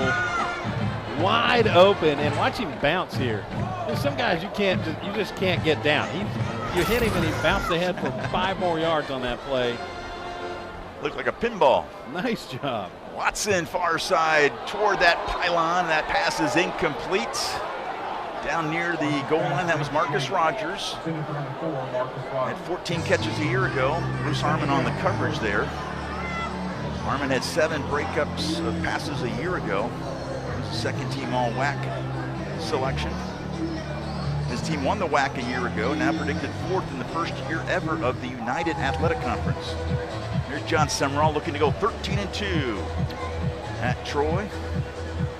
Folks here at Troy are real happy to have John Summerall on staff as the head coach. And Gasparotto, defensive coordinator, mentioned that was one of the things that led him here too. Yeah, he said they met each other at a coaching clinic back in maybe 19. He was Gasparotto was doing a presentation at a clinic.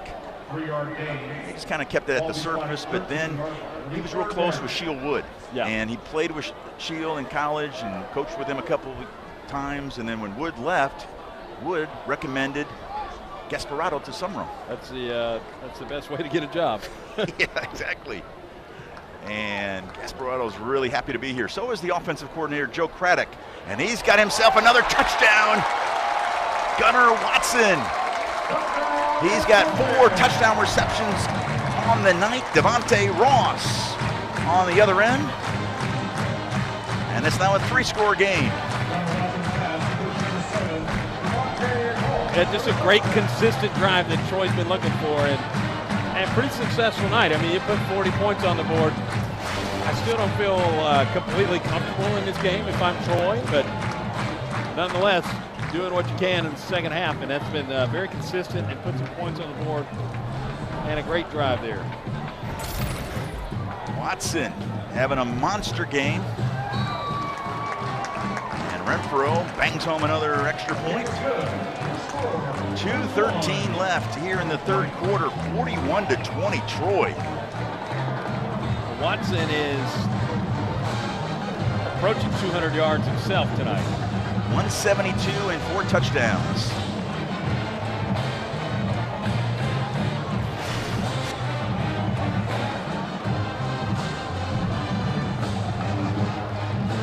A 13-yard pass to Ross. This game has changed dramatically. Another thing to point out on that touchdown pass there too was you can see where Troy's offense has made adjustments. They would show an empty backfield early in this game and then slide Vidal in from a slot position to come back for a pass protect, or send him back out for a pass from that position with the illusion of pass protection, if you will. They've run a couple of plays now here in the second half where the backfield is emptied out and Watson's been back there alone. He was alone in an empty backfield on that touchdown pass. And I think that has actually caused a little bit of confusion on the other sideline defensively. They're used to adjusting, and then when they don't have to, it's almost like, okay, what's that about to come at us? And Zach Long's kickoff is returned by Leonard Lemons. One of the few chances for a kickoff return tonight for SFA. Long has been kicking most of them out of the end zone. So 2:06 left. Watson, we talked about the night he's having, and what a night he had in that championship game last year. 318 yards, 3 touchdowns. He was 12 of 17 through the air. And some big-time plays, big chunk plays, if you will. And he's having a nice night tonight. That was a wild atmosphere here in that stadium that night. Yeah, Joe Craddock said he preferred it a lot better jumping out to a big lead like they did against Coastal Carolina, as opposed to trailing Louisiana by that large amount and then trying to come back. Swanson and Stringer in on that tackle. I came down, it was a different TV crew calling that game.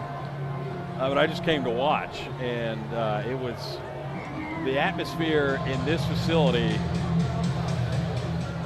is unmatched. I don't think there's ever been anything like it with post-game and trophy ceremony, and it was a really neat experience. Boy, the Trojans were ready for that. specifically Del Pettis. Try to something new, SFA on offense, but the Trojans weren't fooled. Yeah, not at all. That defense stayed home. This is smart defense, too. You've got experience and some newcomers. Yeah, really almost an ideal mix out there on the ball field right now. And it's guys up front that have played a lot of football. And again, like we mentioned earlier, the secondary is very strong on this team. And they're leading these guys across the middle, the newcomers tonight, who've had, I'd say, a pretty good night. 3rd and long, and somehow Maurer got out of it. And he'll only pick up a couple yards. That's Stringer on the play. Jordan Stringer. Maurer just 2 yards. Fired up about that hit there, too. Out of Augusta, Georgia. Had 17 tackles a year ago. Now a sophomore. And Quick is in again to punt. May let the clock ride out the quarter here. Looks like SFA in their 100th season of football at Stephen F. Austin, and they're going to have a dramatic comeback here to win the season opener. They'll trail 41-20 as we head to the 4th. And we'll be back with the 4th right after this here on ESPN+.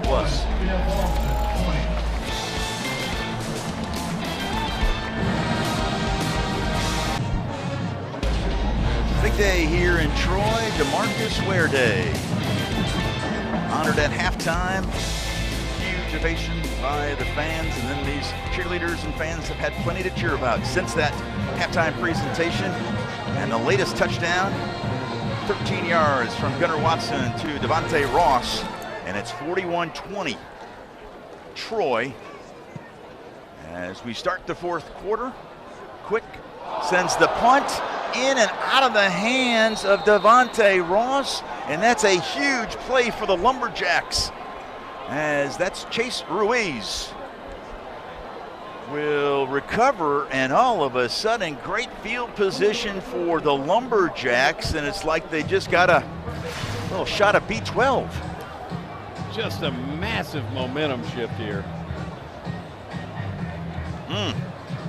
Stephen F. Austin has done a nice job hanging around tonight. I think that's the 3rd fumble lost by the Trojans. Turnovers and penalties have been a big problem for Troy in this game.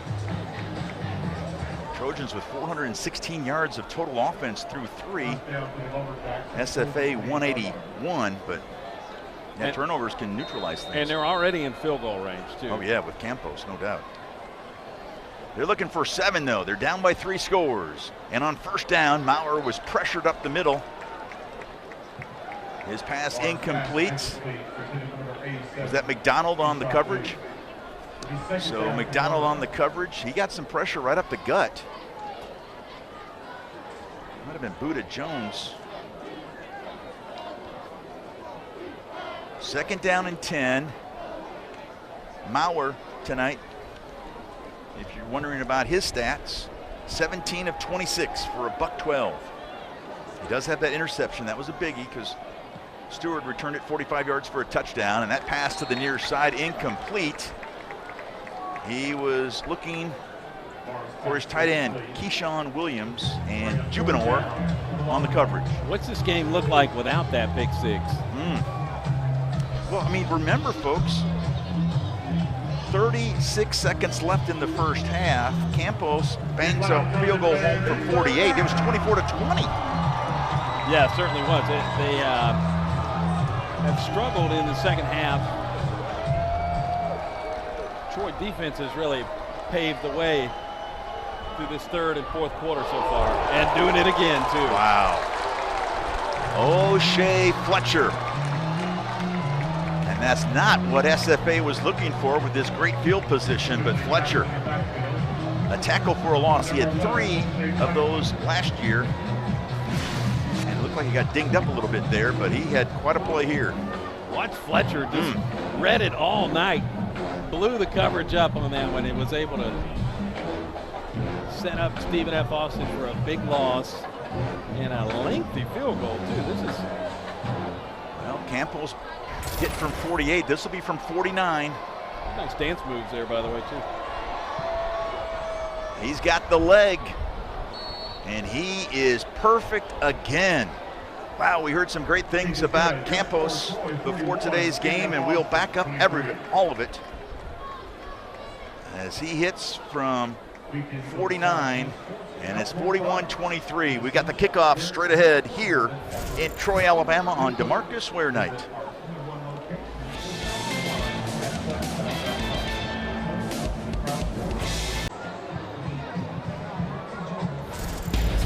You can't have more fun, can you? A little father-son fun, and yeah, wear DeMarcus Ware's uniform. Got to get that thing signed tonight. Yeah, that would be ideal, all right? You get your DeMarcus Ware shirt and then get it autographed. He's around here somewhere. Yeah. I've been looking for him over there in Brent Jones' athletic director's suite, but I've not seen him. I'm sure he's been a man in demand. Been hanging on the sixth floor tonight. Yeah, there you go. Colby Carthel, you saw the coach in his 5th season at SFA. Before that, he was at Texas A&M Commerce from 2013 to 2018. 82-40 his record coming into tonight. His team is going to have quite a comeback here in the 4th quarter. The kick by Campos is going to be returned by Johnson. Of course, Troy without a couple Johnsons. Of course, Tez transferring up to Oregon. So Tez, a lot of folks don't know this. He lives with the Nix family. Right. And talking about Bo Nix, who's a quarterback out at Oregon. And so he went to play with his brother, and that's a pretty neat thing for their family. Dad, Patrick Nix, high school coach over at Central Phoenix City, the Red Devils. A lot of talent comes out of that school. Yeah, Joe Craddock was telling us, obviously they lost some big-time production with Tez leaving, but he really liked the depth from top to bottom and maybe more leadership in the wide receiver room. Let's see if the receivers will get some work on this drive. First, it's Vidal spinning his way across the 25 up to the 28-yard line as he inches closer and closer to the school record. Olataki on that tackle along with Austin. They'll share that tackle. Vidal needs 244, right? 244, yes, sir. Spotter tells us 232. Spotter Sam. Okay. Here's Vidal to the right side, and Vidal has a first down, and it looks like Joe Craddock's going to go back to what he was doing last year. I love it. You want to do like Army and Navy, that just time-consuming, keep the ball, nothing flashy. It's almost like a.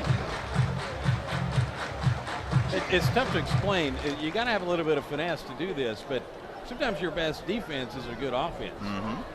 But then sometimes your worst defense is a good offense too. And I can make a really good case for that on a trip that Troy took to LSU once. So I remember that one. Vidal near side, tripped up, still was able to get, kept his balance to get maybe 3 more yards. That was Aaron Sears out of Tyler, Texas, the redshirt freshman that tripped him up. But it's another first down for Vidal, and he's getting mighty close to the school record.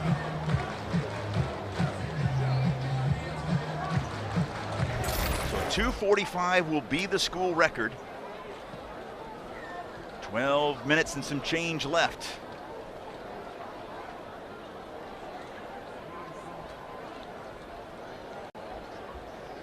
Vidal to the left of Gunnar Watson. Now he'll shift to the right. And again, it's Vidal. Falling forward for 3, maybe 4 yards. That was Jaden Sutherland, or I should say Southard, on that stop. And there's Vidal taking a break. And that was the school record, those 4 yards that he picked up.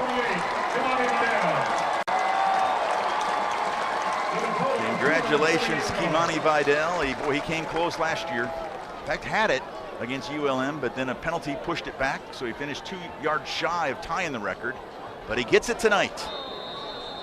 Yeah, and it was in that game one of those situations where the penalty pulled it back, and then by that time the hay was in the barn, as my old high school coach used to say, and so he didn't get another shot at it. But tonight, able to eclipse that mark with 10 minutes and some change left in the ball game. Got the Knights ovation too from the PA announcer here in the stadium as well. That was a pretty cool moment. Jarris Williams in out of Blount High School in Mobile. And this pass is tipped and picked. That's triumphant. Olatanki on with the INT. And that'll stop that drive for the Trojans. And again, just a great defensive performance from Stephen F. Austin. They're going to be a force in their conference play this year. Yeah, I saw, they were predicted to finish 4th. Brand new conference, United Athletic Conference. Sometimes those preseason prognostications may not be worth the paper they're even printed on. Well, I'll tell you what, the Lumberjacks were looking to start the season off a strong season a year ago, winning the WAC Conference Championship, beating Abilene Christian 24-21 in the last game of last season, and a minimal pickup there on first down. That was Jaden McDonald again on that stop, 2-yard pickup.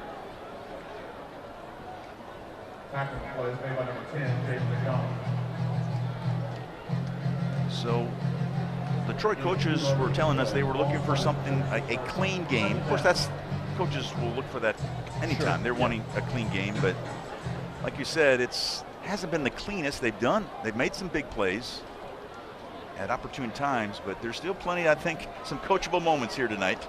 That pass to the near side incomplete. There is some pressure on Maurer. Very close to that being a live ball. Right, Zach Edwards again. Wow, I'll tell you what, they have got quite a find there in Zach Edwards. Yeah, absolutely. He's playing that defensive end because remember Solomon and Jubinor, they shifted this year. Gasparotto was telling us, Coach Gasparotto, that there's no sense having Solomon and Jubinor, one of those guys, sit out half the game. Get them both out there at the same time. And then you got Buda Jones in the middle, who this all centers around. And yeah, you're right. Having both those guys on the field, like you mentioned, at the same time is a big deal. And then you got Edwards now. That pass is incomplete.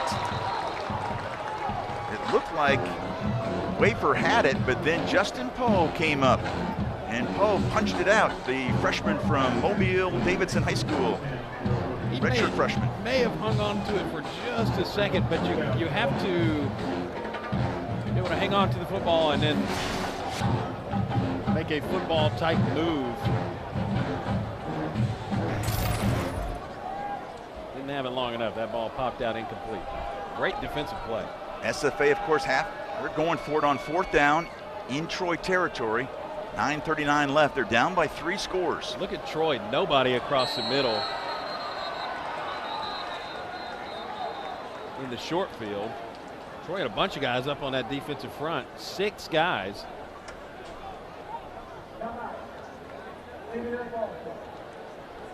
At first I thought it was Summerall calling the timeout, but it was Stephen F. Austin calling the time. And I believe it was to avoid a delay. I actually wasn't looking at the play clock. But a flag came out deep in the backfield of the defensive side. So I don't know. We haven't picked up way back. We're back right after this. 9:39 left.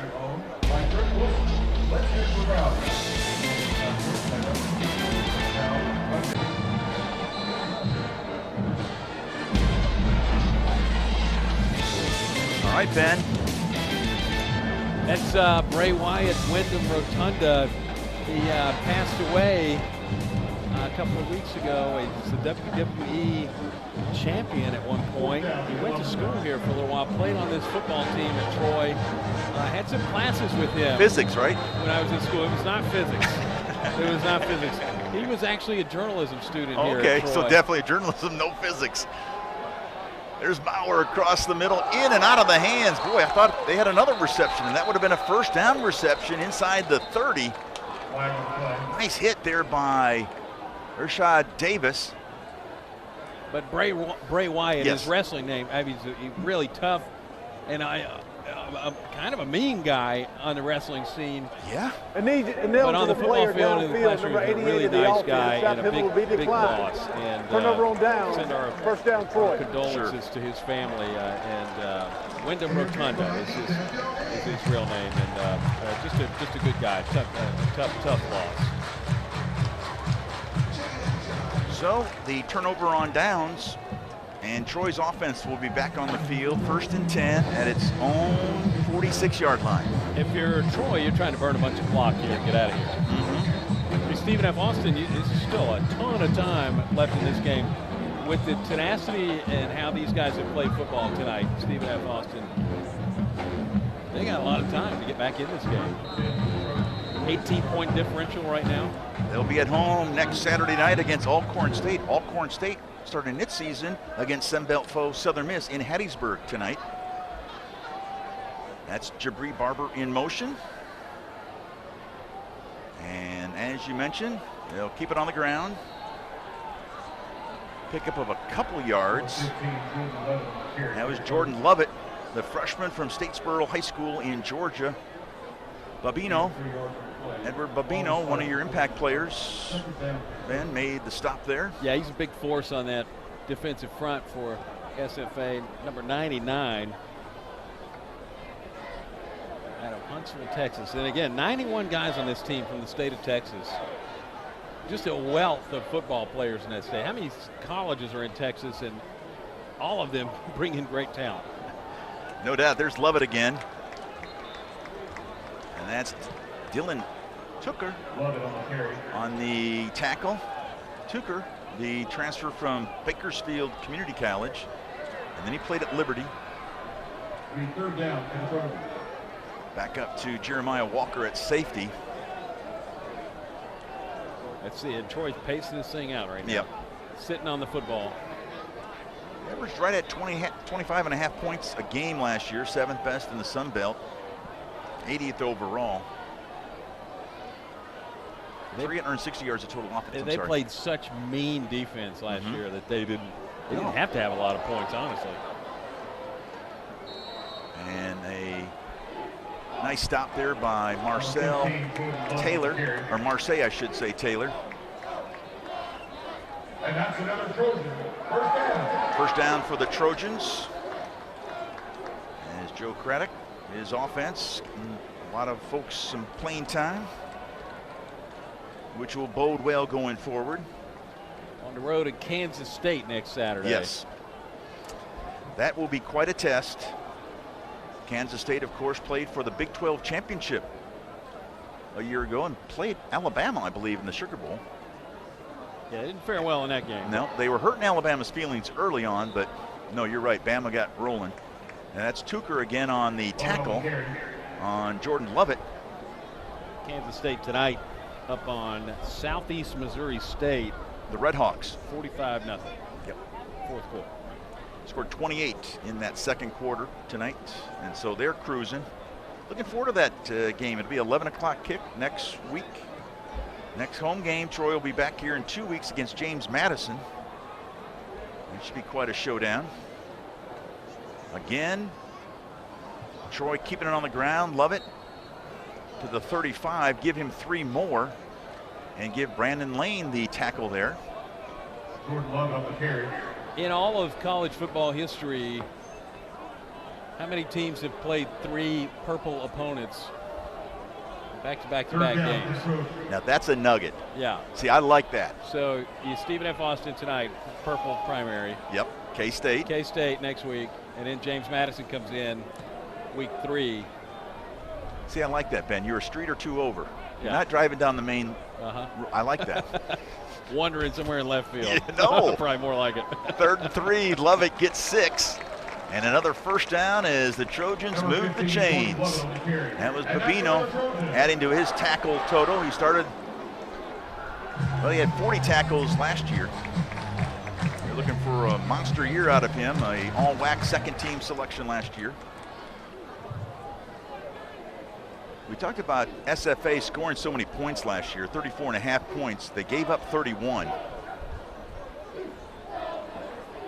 How much did that 98-point performance boost? Yeah, that'll boost pad some that average? stats, that offense. Yeah, also helped out the defense when it's 98 zip. There's Watson toward the end zone. What a performance there. Did he make the catch? Boy, he gave a great effort. That was Landon Parker, transfer from Wofford. Watson's pass to number 23. Bruce Harmon on the coverage. I think he was NFL good, too. Let's see. 2 feet down. Did he drag the foot? Yes, he did. He got one in it for sure. How about that play by Parker? Was a Terrier last year from Wofford. Now a Trojan. Great looking hair there, too. Biblical hair like Samson. Boy, I'll tell you what. I've got some hair envy. I'll guarantee you that right now. Yeah, we have none.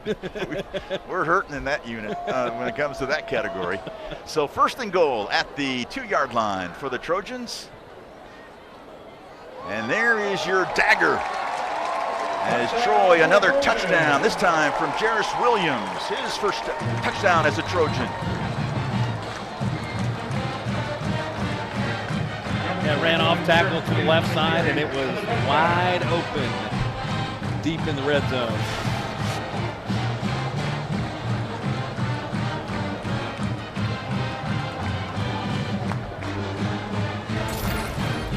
Like we talked about, though, a lot of great things happened for Troy tonight. A lot of not so great things happened too. So not necessarily going to go into practice in coast mode. Maybe a chip on their shoulder. Troy might feel like they've got something to prove even more so than before next Saturday.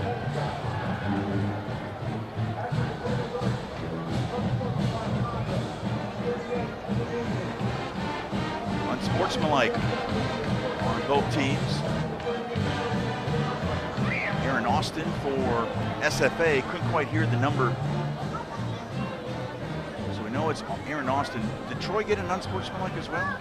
He pointed toward Troy. We couldn't hear microphone. His mic was not strong. We had a little bit of extracurricular. Well, the band was full fight song. Yeah, that's right. And it was a little tough to hear what the breakdown was there. Renfro, another extra point.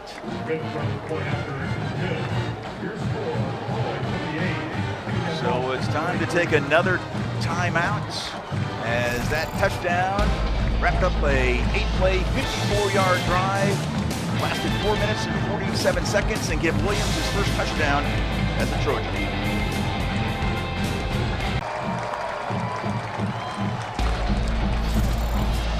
The band having some fun tonight, and why not? 4:45 left. The Trojans about to win their 12th straight game. In case you're just joining us, they haven't done that since 1987. And that's a couple years ago. Those were some very good Larry Blakeney teams in the 80s. In that stretch there. Actually, I'm sorry, that outdates Larry Blakeney. I apologize. Said Chan Gailey in that time frame, head coach. We're going to step aside to get our final break in. 4:45 left. It's all Troy here on opening night.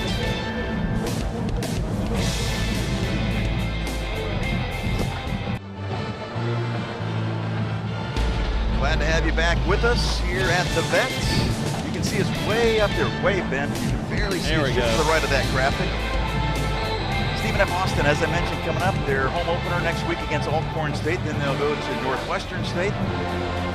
Austin Peay. Then they start getting into that conference slate. You see their upcoming schedule for the Lumberjacks. Texas A&M Commerce. That's where Colby Carthel coached at in the past. Yeah, had some good years there. And then, of course, Troy, we talked about the road game next week in Manhattan, Kansas. Sunbelt opener in 2 weeks. And then right now, Ben, you and I are scheduled to be back here on the 23rd. The Hilltoppers and the Trojans. A 6 o'clock scheduled start. Yeah, Western Kentucky program that Troy and Western very familiar with each other. Oh, yeah. Played a lot in the Sun Belt together, and now Western's moved on and they picked back up as a non-conference game. Justin Poe on that tackle. That was a fun one last year, too. There's Kamani Vidal. Troy on the road at Western Kentucky. Troy's going to be at Texas State later this year, late October, and right now the Bobcats from Texas State hurting Baylor's feelings. I think the last time it was 42-24 in the fourth. It ain't good for No. Baylor. No, it is not. Nice run there by Williams. Still on his feet inside the 25, Anthony Williams. Well, and here's the thing, too. Sunbelt is priming themselves for a New Year's Six bowl berth. Detroit was razor's edge last year of jumping in there, but you saw Tulane grab that Cotton Bowl bid, and they won it, too. Yeah, speaking of hurting feelings, they hurt Southern Cal's feelings. But there's an opportunity. Tulane, a lot of folks consider to be one of the teams that could go and do that again. But if South Alabama could take care of them this weekend, the Sun Belt could really position itself to push the champion into a New Year's Six bowl.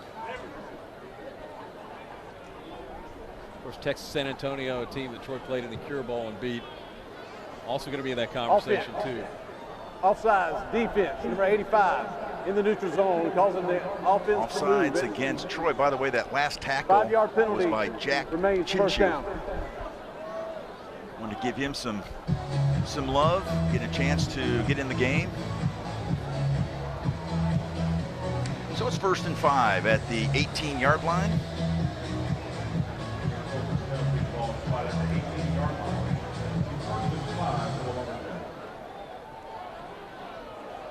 Solomon and Jubinor no longer in the game. You know, they combined for 60.5 tackles for losses last year and 35.5 sacks. That's just mind-blowing. Jubinor, I just looked this up too. He's a fast guy. There's Williams. He's going to find the end zone. A touchdown for SFA with 2:52 left. I don't think defensive staff's real pleased. No. Giving up a touchdown here late in this game. I guess not. Let's look at it again. Anthony Williams with his first touchdown as a Lumberjack from SFA. You mentioned Jubinor, though, a moment ago. They clock these guys' top speeds now as they run and do preparation off-season, that sort of stuff. 22.1 miles per hour. That's how quick he can run. And there's a bunch of guys on the team that hit that speed. It's an impressive number. With the traffic I had driving down today, there were times where I didn't even hit that on the interstate. I-65. I-65, baby. That extra point is good by Campos. Makes it respectable, 48-30. Anthony Williams, I think he hit 22 miles per hour too. Watch him on this handoff here. Gets the hole, makes the highlights. Saying hello to his hometown tonight. Orlando, Florida. Came out of that UCF program too. We talked about SFA in their 100th year of football. Troy, by the way, is in their 103rd season when it comes to football. Troy program's been around for a long time and had success at every level. Had to come up through the ranks, through the decades, and had great success at the FCS level, and has had a lot of success in Division I or FBS, if you will. 7 championships in the Sun Belt. That leads the league. Yeah, I was just going to say, you read my mind. John Summerall and company got number 7 last year. 7 conference titles during Troy's run in the league, which started in 2004. That's the most in league history. And 7 conference titles are the 6th most in the country since 2006. That's pretty strong. And I think last year's conference championship may have carried a little more weight than others, if you will. Yeah. The league from top to bottom, as good as it's ever been last year. Absolutely, very deep. This is a really great football league in the Sun Belt right now. And, you know, I don't know any team in the country that says, yeah, sign me up for a trip to Troy. Sign me up for a trip to App State. You know, let me run. Let me play Coastal on the road. You know, nobody wants to come to their house and play. No, that's for sure. That's why I know coming up there is an SEC school. Mississippi State's got a home and away series coming up. I believe that's in maybe 25 and 26 or 26 and 27. Yeah, Mississippi State comes here. It's tough. We got a new quarterback. We got Goose in there. Goose Crowder. His first nickname comes from which movie? Top Gun. Yep, yeah. He was from the Top Gun character. He's the transfer from West Virginia. Oh, a nifty move there by Jarris Williams. It's the second straight season Troy has a former West Virginia quarterback transfer. That's right, and West Virginia, last check, not having a good night either. Neil Brown and company? Yeah, former Troy head coach Neil Brown. Well, I tell you what, ask John Summerall about, you know, he got hundreds of people reaching out last year after the season that they had. And I said, did any of them stand out more than others? And he mentioned Neil Brown along with Rich Brooks and Mark Stoops, guys that really helped him find his way in this profession. Yeah. And all three of those really good guys, too. Mm-hmm. They stood out along with several other head coaches from around the country that he knew more on the surface, but not as a deep relationship with. But they reached out and told him how impressed they were with the way the team played throughout the year. Yeah, and I tell you, I don't think that John Summerall's phone didn't ring after last season, too. No, there's no doubt. No doubt. And it will in the future, too. But the guy really loves it here, too. And that's a big thing. You got full family buy-in, and you got to give a lot of credit to his wife, Jenny Summerall, too. They've jumped in here and hit the ground running in their year and almost a half now at Troy. It's their second stint here. He worked for Neil Brown when Neil was the head coach, but they love it here and they're happy to be here, and you can tell that the whole family's all in. Yeah, definitely a home run hire for Brent Jones. And speaking of home run, Jarris Williams was trying to go the distance again. Another nice run by the sophomore from Mobile. Number 21, Wachuco, Zach Wachuco on that tackle. Jarris Williams out of Blount High School. Nice footwork there on that run. A big gain, too. Say hi to Pritchard High School. Pritchard, that's where Blount High School is located. They're in North Mobile.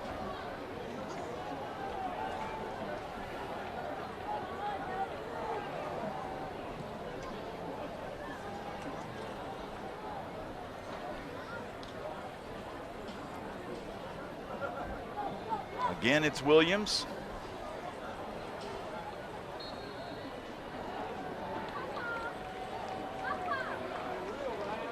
Williams on the carry. And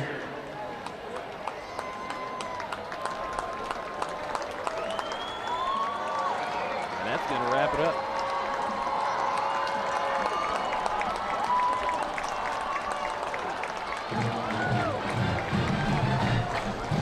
A very impressive opening night win for Troy as they now won 12 games in a row. That's second to only Georgia in the entire country. Georgia was 17. I think they made it 18 here today. And there you see John Summerall congratulating SFA head coach Colby Carthel. And how about some final thoughts, Ben? Well, we mentioned this throughout the game tonight. There's a lot to be proud of in this game. There's a lot to build on from this game as well. Turnovers and penalties are what I think will be a main focus for Troy, and shoring up some things on defense tonight too. But boy, oh boy, when the silver linings were there, they shone through in a big way. And they won, put almost 50 points up on the board tonight. That's a great night any way you can put that out there. While the fight song plays, we're going to try our best to get John Summerall, see if we can get some post-game comments as he now improves to 13-2 as a head coach here at Troy. And of course, this is his first head coaching job, so he has done very well now, 13-2 in his second season here at Troy. And a guy that jumped, he's not a coordinator either before coming in as a head coach. Was a position coach in Kentucky and on the defensive staff there, and then able to jump in, both feet in, and become a head coach, and he's off to a remarkable start. He did mention also former players reaching out meant a lot to him as well. whether they played here at Troy or guys that he coached at other places. And with that, we're going to wrap it up. Big night, opening night, 2023, DeMarcus Ware night here at Troy. The NFL Hall of Famer was able to watch his alma mater get a win thanks to Reddy Stewart. He got him going with his pick six. And the Trojans win it by 18.